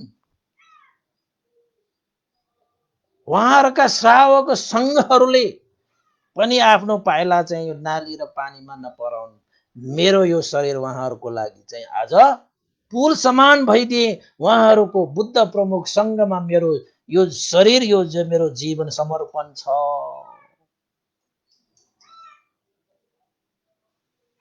जुन मेरो आज चाहिँ यो जीवन समर्पण गरेर उहाँहरूको लागि चाहिँ मैले नालीमा आफूलाई चाहिँ आफ्नो शरीर काय पुल बनाइदिए। यसको अनुभवले मैले पनि भविष्यमा बुद्धत्व ज्ञान प्राप्त गरी साराका सारा प्राणी त्रिलोकका मनुष्य देव ब्रह्माहरूलाई सम्म पनि दुःखबाट मुक्त गराउनको निमित्त निर्वाण रूपी ढुङ्गा तयार पारेर सारालाई तार्न सकौँ भनेर दिपङ्कर बुद्ध चाहिँ आइरहनु भएको त्यो दृश्य त्यो दिशातिर हेरेर चाहिँ त्यसरी उहाँले चाहिँ त्यो नालीमा चाहिँ पुल भएर बसेर उहाँले बुद्धत्व ज्ञान प्राप्त गर्ने अधिष्ठान गर्नु। नालीमा त्यसरी चाहिँ आफ्नो शरीरलाई पुल जस्तो राख्न सकेको ल टेकेर जाओस्, मलाई मेरो शरीरमा पाइला टेकेर जाओस्। भगवान बुद्ध प्रमुख 4 लाख अरण्ड भिक्षुहरूले टेकेर जाओस् ल। जिन्दगी मेरो मरे पनि मरोस्, त्यागेको जीवन निछावर त भगवान बुद्ध दिपङ्कर तथागत भगवान बुद्ध त्यो सुमेध ऋषि त्यसरी चाहिँ लेटिरहेको त्यो नालीमा लेटिरहेको त्यो शिरमा ठ्याक्क आइपुगेपछि दिपङ्कर तथागतले जुन यो सुमेध ऋषि यो सुमेध पण्डितले जुन अधिष्ठान गरेको छ बुद्धत्व ज्ञान प्राप्त गरेर संसारलाई पार तार्ने जुन अधिष्ठान गर्नुभएको छ, जुन अधिष्ठान लिएर सङ्कल्प लिएर यसरी चाहिँ बुद्ध प्रमुख सङ्घहरूको चाहिँ सामुन्ने नालीमा लेटेर यो चाहिँ आफ्नो प्राण निछावर गरिरहेको छ, दिपङ्कर बुद्धले त्यो सङ्कल्प त्यो अधिष्ठान अभिनिहार भनिन्छ त्यो पुरा हुन्छ कि हुँदैन भनेर चाहिँ दिपङ्कर बुद्धले बुद्ध चक्षुले हेर्नु हुँदाखेरि दिपङ्कर बुद्धले देख्नुभयो र त्यही दीपंकर तथागत भगवान शास्ताले सुमेध पण्डित सुमेध ऋषिलाई भविष्यवाणी गरे। सारा मनुष्यहरूको बीचमा, नगरवासीहरूको बीचमा, सारा देवताहरूको बीचमा, सारा 4 लाख भिक्षुहरूको बीचमा दीपंकर तथागतले भविष्यवाणी गरे। यो जुन चाहिँ यो सुमेध ऋषि, सुमेध पण्डित यसरी नालीमा आफ्नो चाहिँ प्राणै निछावर गरेर तथागत सहित भिक्षुहरूलाई चाहिँ यो पुल बनेर यसरी चाहिँ जीवन चाहिँ त्यागिरहेको छ। उसले जुन अविनिहार यानि कि संकल्प यानि कि अधिष्ठान गरेको छ,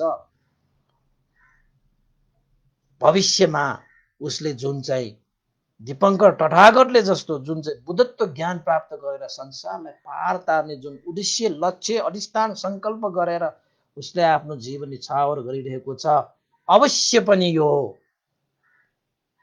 4 असंख्य 1 लाख कल्पपछि गौतम नाम लिएर बुद्धत्व प्राप्त गर्नेछ। जम्बूद्वीपको कपिलवस्तु नगरमा सुदोधन महाराज महामाया देवीको कोखबाट सिद्धार्थ कुमारको नाममा जन्म लिनुहुनेछ।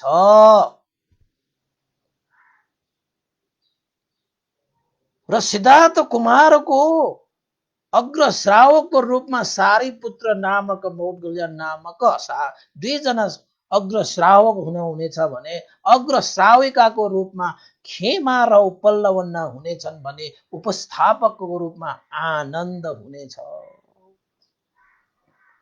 ज्ञान परिपक्व भएपछि 10 पारमिता पूरा गरेर ज्ञान परिपक्व भइसकेको अवस्थामा महाविनिष्क्रमण गरेर बुद्धत्व ज्ञान पनि लाभ गर्नेछ।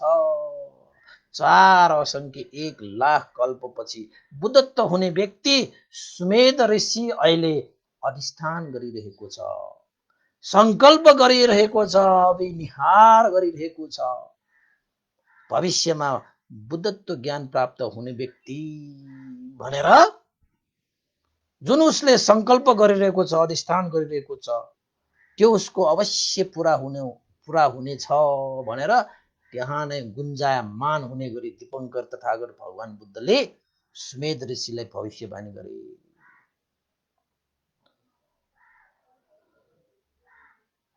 त यसरी भविष्यवाणी गरिसकेपछि त 4 असंख्य 1 लाख कल्पपछि भद्र कल्पको 4औं बुद्धको रूपमा चाहिँ यसरी भविष्यवाणी गरेको सुनिसकेपछि सारा मान्छेहरू चाहिँ हर्षित भए। बाबा, यही क्षणमा हामीले प्रत्यक्ष बुद्ध भगवानलाई पनि पाइरहेको छु र भविष्यमा हुने बुद्धलाई पनि हामीले पाइरहेका छौँ भनेर खुसी भएर जय जयकार गरे।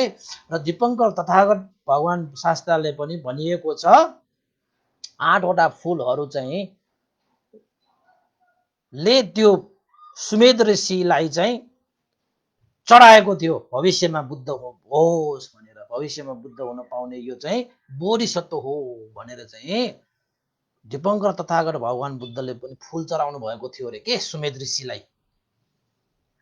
त्यसरी नै त्यहाँ सबै श्रमणहरूले त्यो फूल चढाएर अनि दीपंकर तथागत भगवान शास्त्र प्रदक्षिणा गरेर त्यहाँबाट जानुभयो। भिक्षुहरूले पनि त्यसरी नै फूल चढाएर भविष्यमा बुद्ध हुने, भद्र कल्पमा गौतम बुद्ध हुने व्यक्ति भनेर भविष्यवाणी गर्दै अब भगवान बुद्धले गरिसकेपछि अरू सङ्घहरूले पनि त्यसरी फूल चढाएर त्यहाँबाट चाहिँ जानुभयो। त्यो नगरवासीहरू देवताहरू पनि खुसी भए। साराले ओहो भद्र कल्पमा बुद्धत्व ज्ञान लाभ गरेर त्रिलोकको उद्धार गर्ने व्यक्ति भन्दै सबैले त्यहाँ पूजा सत्कार गर्न थाले, आदर गौरव गर्न थाले, धन्य धन्य भनेर त्यहाँ जय जयकार गर्न थाले सुमेध ऋषिको।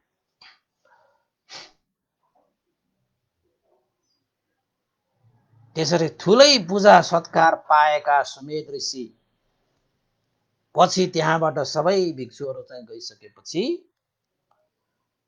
त्यही फूलमा पलेटी कसेर बसेर चाहिँ विचार गर्न थाले। भगवान बुद्धहरूको वचन भनेको कहिले असत्य हुँदैन, अमोघ हुन्छ।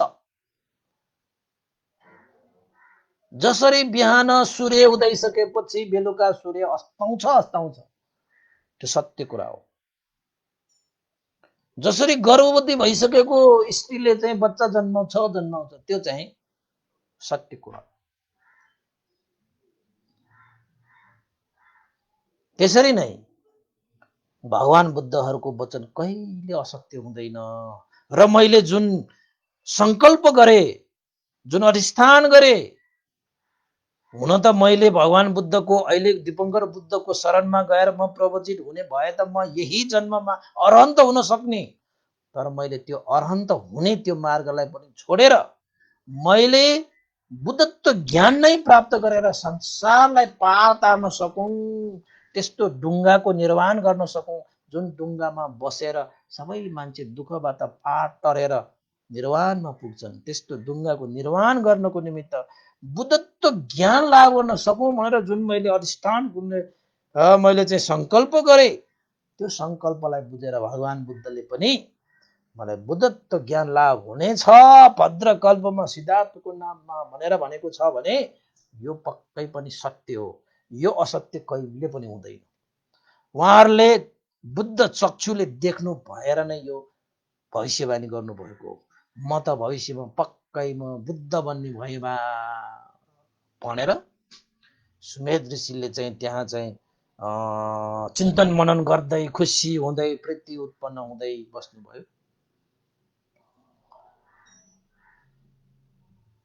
त उहाँले के विचार गर्नुभयो त भन्दाखेरि अब म त भविष्यमा बुद्ध हुने व्यक्ति भनेपछि बुद्ध हुने व्यक्तिहरूले बोधिसत्वहरूले कस्तो कार्य सम्पादन गरेर बुद्ध हुने हो त भनेर उहाँले चाहिँ निरीक्षण परीक्षण गरेर हेर्नु हुँदाखेरि चाहिँ सम्पूर्ण सम्यक सम्बुद्ध हुने व्यक्तिहरूले चाहिँ दान पारमितादेखि सम्पादन गर्दै गर्दै गर्दै गर्दै गर्दै गर्दै गर्दै 10 पारमितासम्मको उपेक्षा पारमितासम्म बुद्धहरूले चाहिँ पूर्ण रूपमा पारमिता पुरा गरिसकेपछि बुद्धत्व ज्ञान लाभ गर्ने रहेछ भनेर थाहा पाइसकेपछि त्यो सुमेध ऋषि सुमेध पण्डित बोधिसत्वले पनि अब अधिष्ठान गरे जसरी पहिलाका बुद्धहरूले यो लोकमा 10 पारमिता गुणधर्मलाई सम्पादन गरेर बुद्धत्व प्राप्त गरे, आजदेखि अहिलेदेखि मैले पनि ती 10 पारमिता गुणधर्मलाई सम्पादन गर्ने भई भनेर चाहिँ अधिष्ठान गर्दाखेरि संकल्प गर्दाखेरि त त्यो 10 पारमिता पुरा गर्ने संकल्पको कारणले गर्दाखेरि भूमि नै कम्प भयो।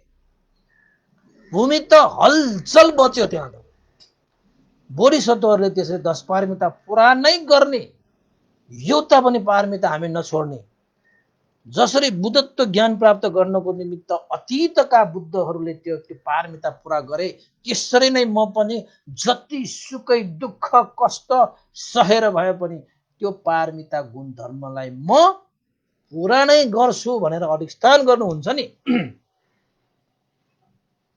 त्यो समयमा चाहिँ भूकम्प चल्छ, भयङ्कर भूकम्प चल्छ। र त्यति बेला त्यो भूकम्प चल्दाखेरि त्यो नगर त यति हल्लियो कि मान्छेहरू त त्रसित भए। के भएको यो त बाबा, अचम्म भयो त। त्यहाँ सुमेध ऋषि सुमेध बोधिसत्व त्यो फूल माथि बसेर अधिष्ठान गरिरहेको छ। क्या मजाको अधिष्ठान होला, 10 पारमिताको अधिष्ठान कि। ज्यान जाओस् प्राण जाओस् कुनै पनि हालतमा 1 इन्ची पनि नहटिकन 10 पारमिताले पुरा गर्छु।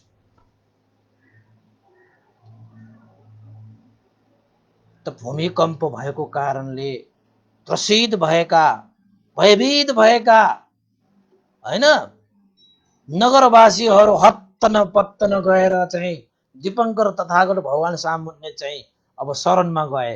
भगवान शास्ता यो के भइरहेको छ, पृथ्वी त कम्प भइरहेको छ, के कारणले होला, के अनिष्ट त हुने छैन, यो भूकम्पको कारणले गर्दा के विनाश त हुने छैन, के हानि त हुने छैन। हाम्रो मनमा त त्राही त्राही भयो, डर भयो, त्रास भयो, के भएको भनेर चाहिँ दीपङ्कर तथागत भगवान बुद्धलाई चाहिँ सोध्नु हुँदाखेरि दीपङ्कर तथागत भगवान बुद्धले ती नगरवासीहरूलाई के भन्नुभयो त भन्दाखेरि, ए नगरवासी हो, त्रसै नहुनु, भयभीत नहुनु, डर नलिनु, अन्य कारणले यो भूमिकम्प भएको होइन।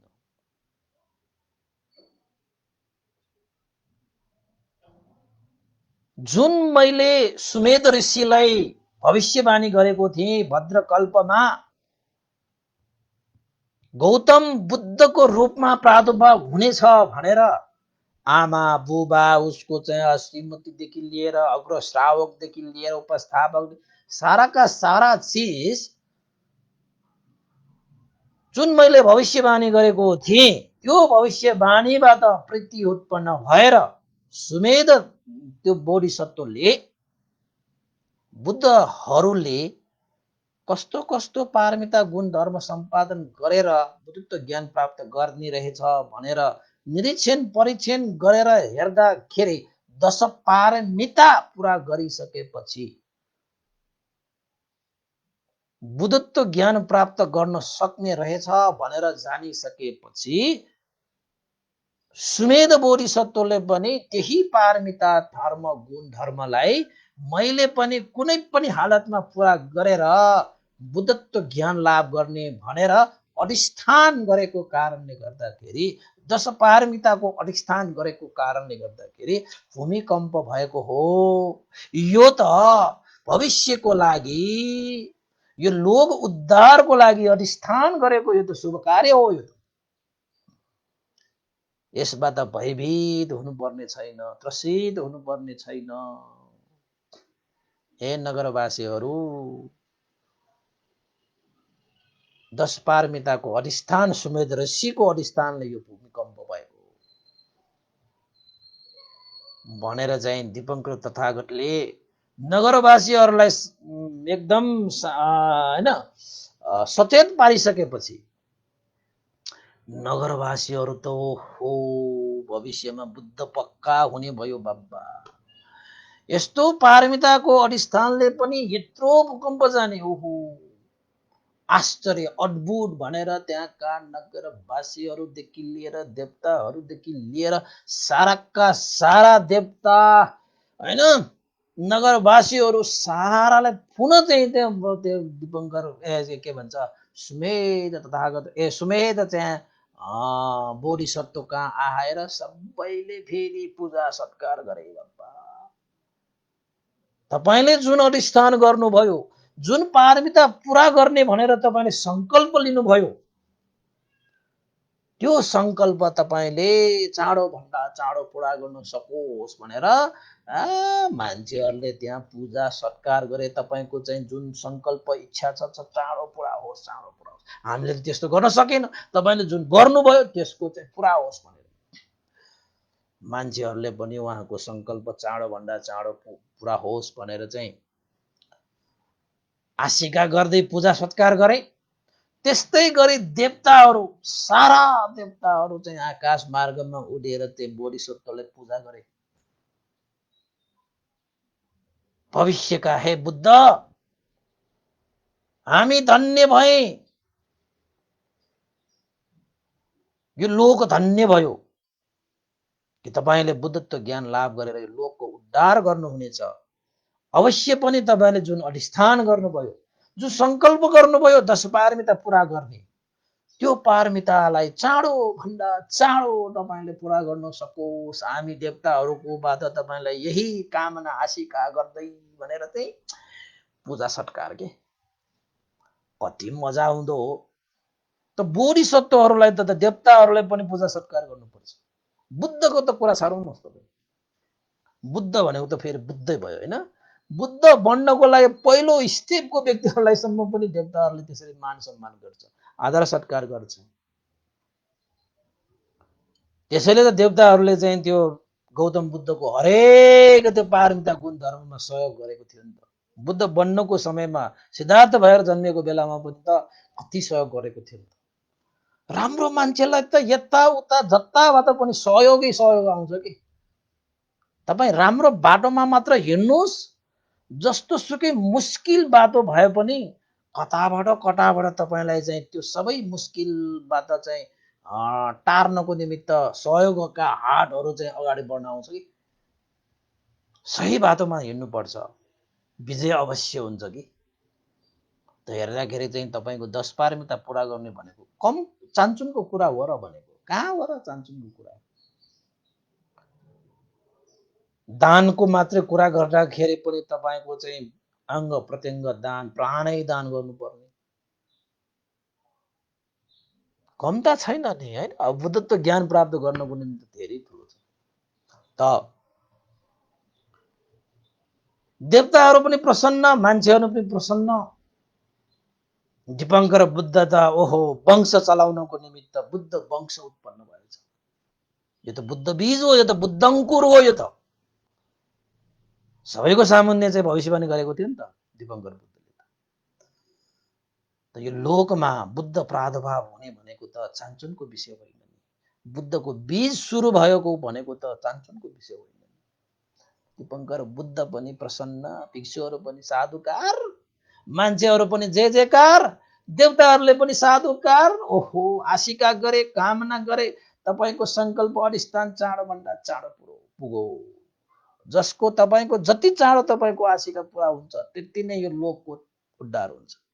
त मान्छेहरूले कामना गरे यदि हामीले चाहिँ दीपङ्कर बुद्धको शासनकालमा कथम कदाचित हामी पार तर्न सकिएन भने गौतम बुद्धको पालामा भए पनि हामीले अवश्य पनि पार तर्न सकौँ भनेर कामना पनि गरे। किन त भन्दाखेरि बाढी होइन यो खोला तर्दाखेरि सिधा तर्न सकिएन भने नसकेकाहरूले किनारामा गएर भए पनि तर्ने जस्तो हो। अब यही बुद्धको समयमा पनि तर्न नसकेकाहरू, चाहेर पनि नसकेकाहरूले त अर्को बुद्धलाई त अब आशिका त गर्नु पर्यो नि। सके त यही बुद्धकोमा चाहिँ अब तरेर जाने हो क्या अरे। सकेन भने त अर्को बुद्धको शासनकालमा नजन्मिकन तर्दैन। कुनै न कुनै बुद्धको शासनकालमा त जन्मिनु पर्यो त, होइन र? आशिका चाहिँ गरे सबैले। त त्यसपछि सुमेध बोधिसत्व, सुमेध ऋषि फुलमा बसेर हो सबैले यस्तो आशिका गरिसके, सबैले यस्तो चाहिँ कामना गरिसके। कति आशिका गर्ने रहेछ, कति कामना गर्ने छ मनुष्य देवताहरूले सम्म।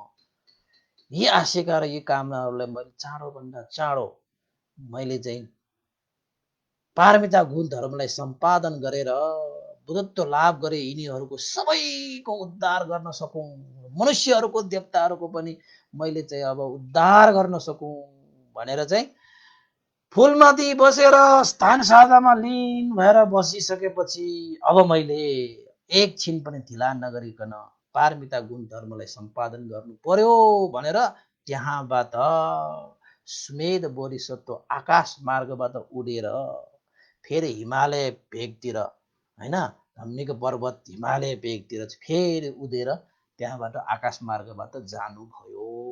के को लागि?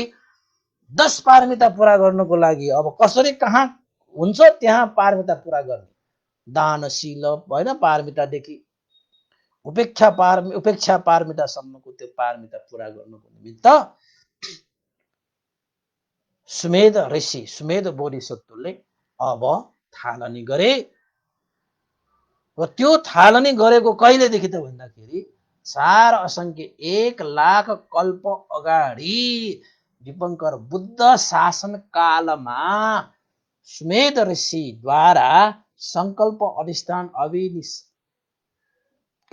गरेको कारणले गर्दाखेरि अहिले यो भद्रकल्पमा 4 असङ्ख्य 1 लाख कल्पपछि भद्रकल्पको 4औं बुद्धको रूपमा गौतम बुद्धको जन्म लिनु भएर उहाँले 35 वर्षको उमेरमा बुद्धत्व ज्ञान लाभ गर्नु भई 80 वर्षको उमेरमा महापरिनिर्वाण प्राप्त गर्नु भएको र 45 वर्षसम्मको धर्म प्रचार प्रसारमा 84,000 धर्म स्कन्धलाई चाहिँ उहाँले चाहिँ देशना गरेर 84,000 धर्म स्कन्धको धर्म त्रिपिटकको रूपमा अहिले हाम्रो यो शासनमा रहेको छ। र भगवान बुद्धको यो धर्म रहेसम्म गौतम बुद्धको शासन रहेछ र गौतम बुद्धको शासन रहेसम्म मार्गफल निर्वाण धर्मलाई साक्षात्कार गर्न सकिन्छ र हामी त्यो मार्गफल निर्वाण धर्म प्राप्त गर्न सक्ने शासनकालमा मनुष्य भएर जन्म लिएका छौँ। मनुष्य भएर पनि सधर्मप्रति श्रद्धा उत्पन्न गरेर जन्म लिनु पाएका छौँ र धर्म श्रवण गर्न पाएका छौँ र बुद्ध शासन पनि अहिले छ। यो जस्तो भाग्य, यो जस्तो सौभाग्य अर्को के होला। सम्पूर्ण दुःखबाट मुक्त भएर निर्वाण धर्मलाई साक्षात्कार गर्ने अवसर हामीमा निहित छ भनेको। अब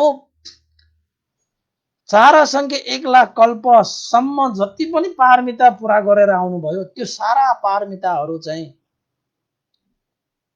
केही कुराहरू जातकमा गए हैन, प्राय त्यो जातक नै हुन्। पारमिता गुण धर्म सम्पादन गर्दै गर्दै गर्दै बोधिसत्वहरूले चाहिँ कस्तो त्याग तपस्या गरेर आएको।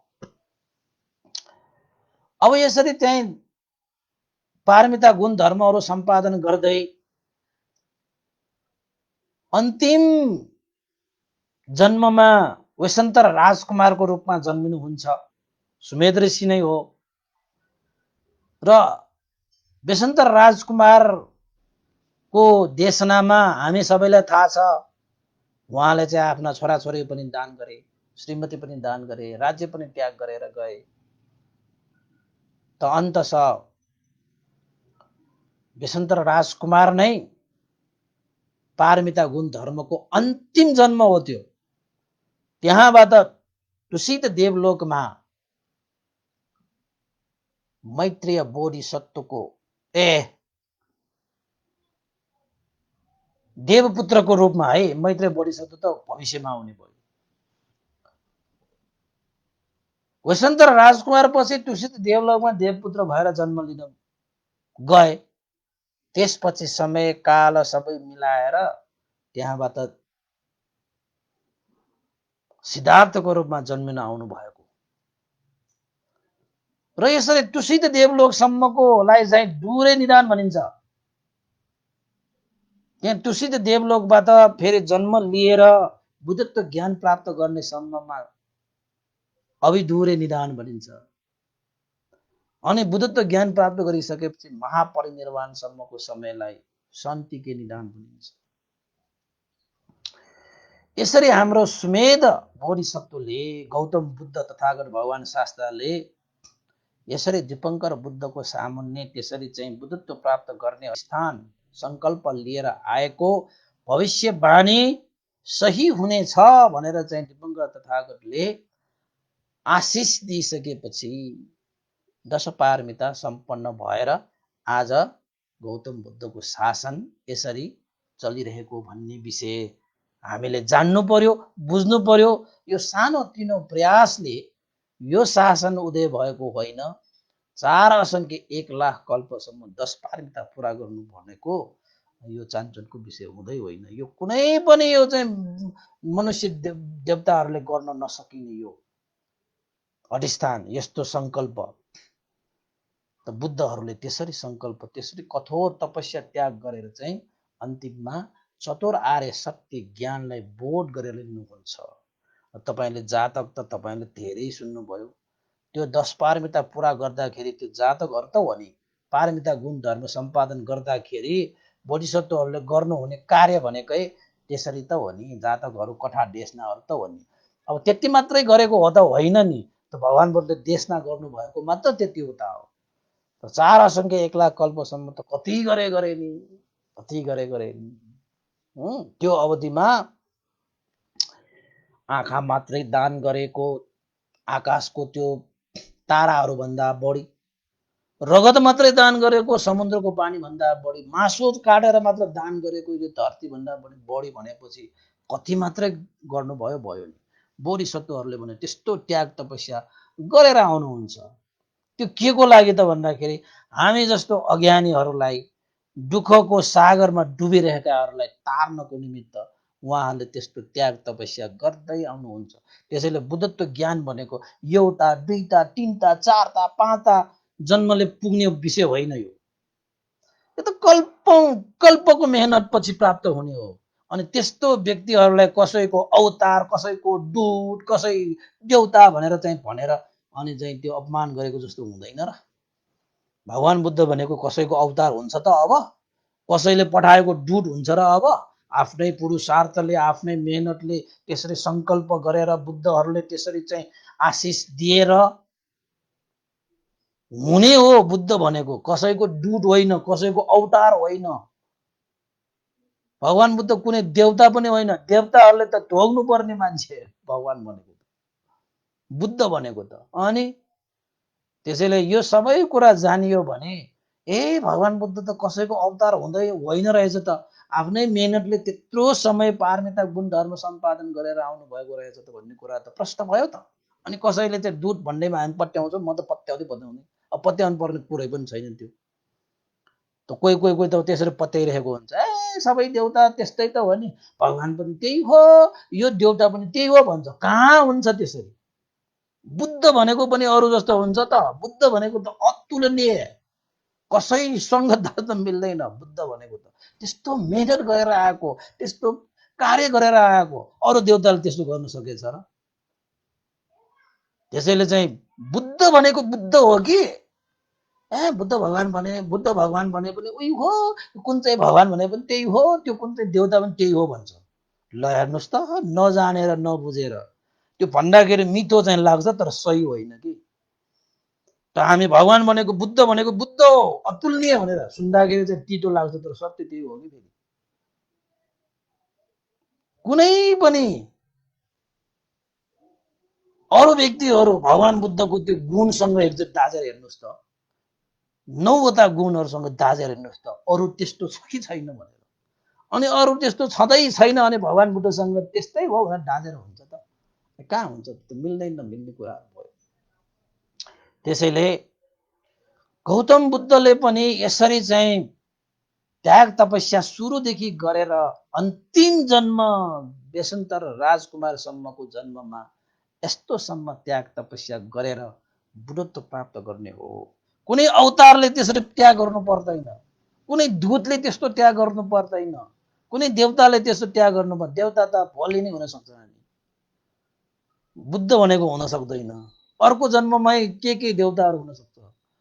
बुद्ध भनेको एउटा जन्म, दुईटा जन्म, एउटा कल्प, दुईटा कल्पले पुग्दैन, कम्तीमा 4 असंख्य 1 लाख कल्प, त्यो पनि त्यत्तिकै समय हो र पारमिता गुण धर्मलाई सम्पादन गरेर।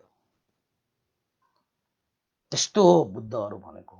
त्यसैले अरू बुद्धहरूले जसरी पारमिता पूरा गरेर बुद्धत्व ज्ञान लाभ गरे, गौतम बुद्धले पनि यसरी नै पारमिता गुण धर्म सम्पादन गरेर बुद्धत्व लाभ गरे र भगवान गौतम बुद्धले पनि देशना गरे जस्तो अनागतमा पनि बुद्धत्व प्राप्त गर्नेहरूले पनि यस्तै पारमिता पूरा गरेर मात्रै बुद्धत्व प्राप्त गर्ने हो।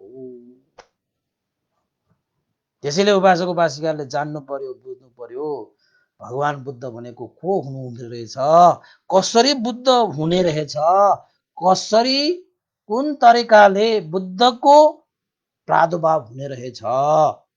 यो बुद्ध भनेको यो दूत हो र होइन, अवतार हो र होइन भन्ने कुराहरू पनि यहाँबाट नै तपाईले चाहिँ प्रष्ट रूपमा बुझ्न सक्नुभयो भने कुनै पनि गुरु बिना आफ्नै पुरुषार्थ, आफ्नै मेहनत, आफ्नै त्याग तपस्याको बलले, पारमिताको बलले ज्ञान स्वयं आफैले प्राप्त गरेर त्यो ज्ञानबाट सारा यो मनुष्य देवताहरूलाई पनि पार तार्ने शिक्षा ज्ञान, त्यस्तो डुङ्गा तयार पारेर दुःखको सागरबाट मुक्त गराउने बुद्ध पो रहेछ त भन्ने कुरा त पुष्टियो नि। त आज तपाईहरूको लागि अरू बुद्धहरूको पनि केही छोटो छोटो घटनाहरू चाहिँ जुन गौतम बुद्धले देशना गर्नुभएको छ, त्यो देशनालाई पनि मैले हिजोसम्म सकाएँ। आज चाहिँ गौतम बुद्धले पनि त पहिला चाहिँ दिपङ्कर बुद्धको सामान्य त्यसरी चाहिँ सुमेध ऋषि भएको बेलामा बुद्धत्व ज्ञान प्राप्त गर्नको निमित्त त्यसरी चाहिँ अधिष्ठान होइन सङ्कल्प पूर्ण रूपमा अङ्ग प्रत्यङ्गहरू चाहिन्छ, फेरि त्यत्तिकै प्रार्थना गरेर पनि पुग्दैन। त्यो कुरा पनि मैले तपाईँलाई बुद्ध कसरी बन्छ भन्ने विषयमा पनि देशना त गरिसकेको छु नि हैन। त्यो सम्पूर्ण अङ्ग प्रत्यङ्गबाट पूर्ण भएर उहाँले अधिष्ठान गरेको हुनाले नै टिपङ्कर बुद्धले भविष्यमा बुद्ध हुने त्यस्तो चाहिँ बुद्धङ्कुर बुद्ध अङ्कुर बुद्ध बीज देख्नु भएर नै भविष्यवाणी गर्नुभएको र उहाँले भविष्यवाणी गरे जस्तै यो भद्रकल्पमा पुरा भयो। त्यतिकै पुरा भएको होइन, त्यो त पारमिता गुण धर्म सम्पादन गर्नुभएको कुराहरू त हामीले देशान्तर जातकसम्मको जातक कुराहरू पढ्दाखेरि हामीलाई थाहा भइसकेको छ। कति त्याग, कति तपस्या। त्यसैले उपासक उपासिका तथा धर्मप्रेमी महानुभावहरू भगवान बुद्धको यस्ता शिक्षा यस्ता कुराहरूलाई हामीले जानिराख्नु आवश्यक छ, बुझिराख्नु आवश्यक छ, मनन गर्न योग्य छ, आदर्श लिन योग्य छ कि हामीले पनि आफ्नो जीवनलाई सुनिश्चित पार्नको निमित्त कुनै त्याग तपस्या बिना जीवन सफल हुने छैन भन्ने आदर्श पनि धेरै बोकेको कथाहरू छ, पारमिताहरू छन्।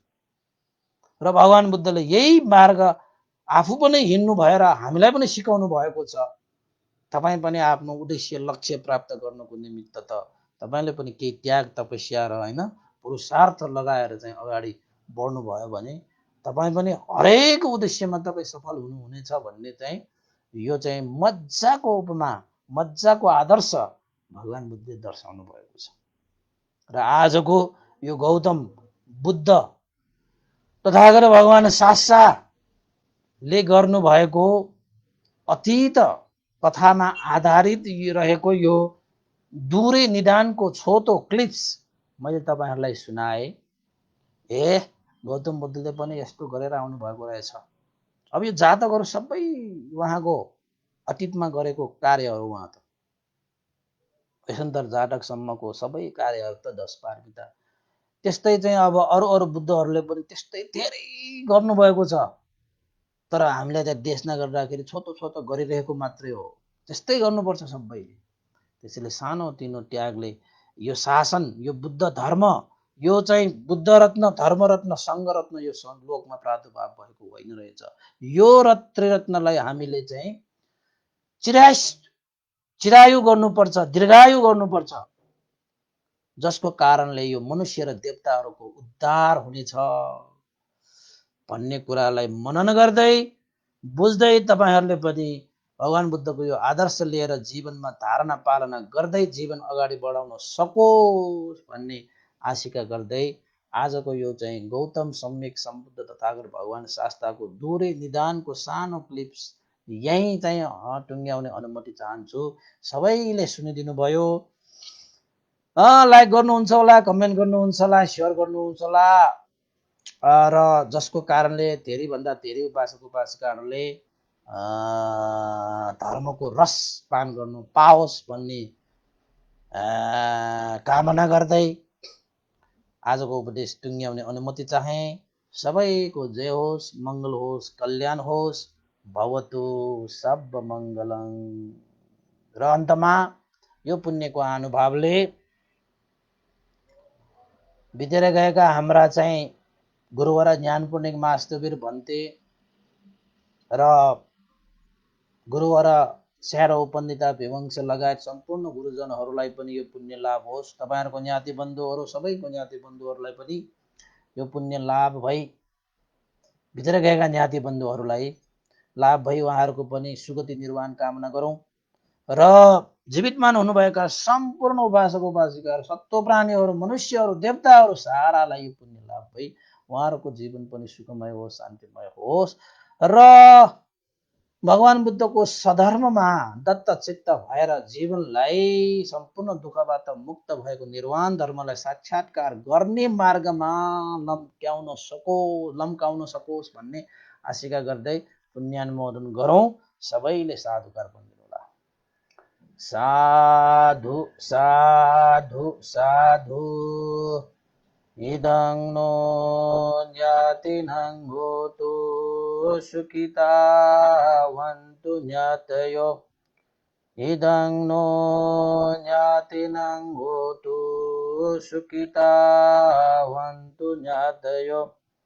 इदं नो ज्ञातिनं होतु सुखिता भवन्तु ज्ञातयो एतावता साम्येहि सम्भतं पुण्यसम्पदं साम्बे देवानुमोदन्तु साम्ब सम्पत्तिसिद्धिया एतावता साम्येहि सम्भतं पुण्यसम्पदं साम्बे सत्तानुमोदन्तु साम्ब सम्पत्तिसिद्धिया एतावता साम्येहि सम्भतं पुण्यसम्पदं साम्बे भूतानुमोदन्तु साम्ब सम्पत्तिसिद्धिया साधु साधु साधु भवतु सर्वमङ्गलं सबैको दिन मङ्गलमय होस् कल्याणमय होस् सबैलाई साधुवाद।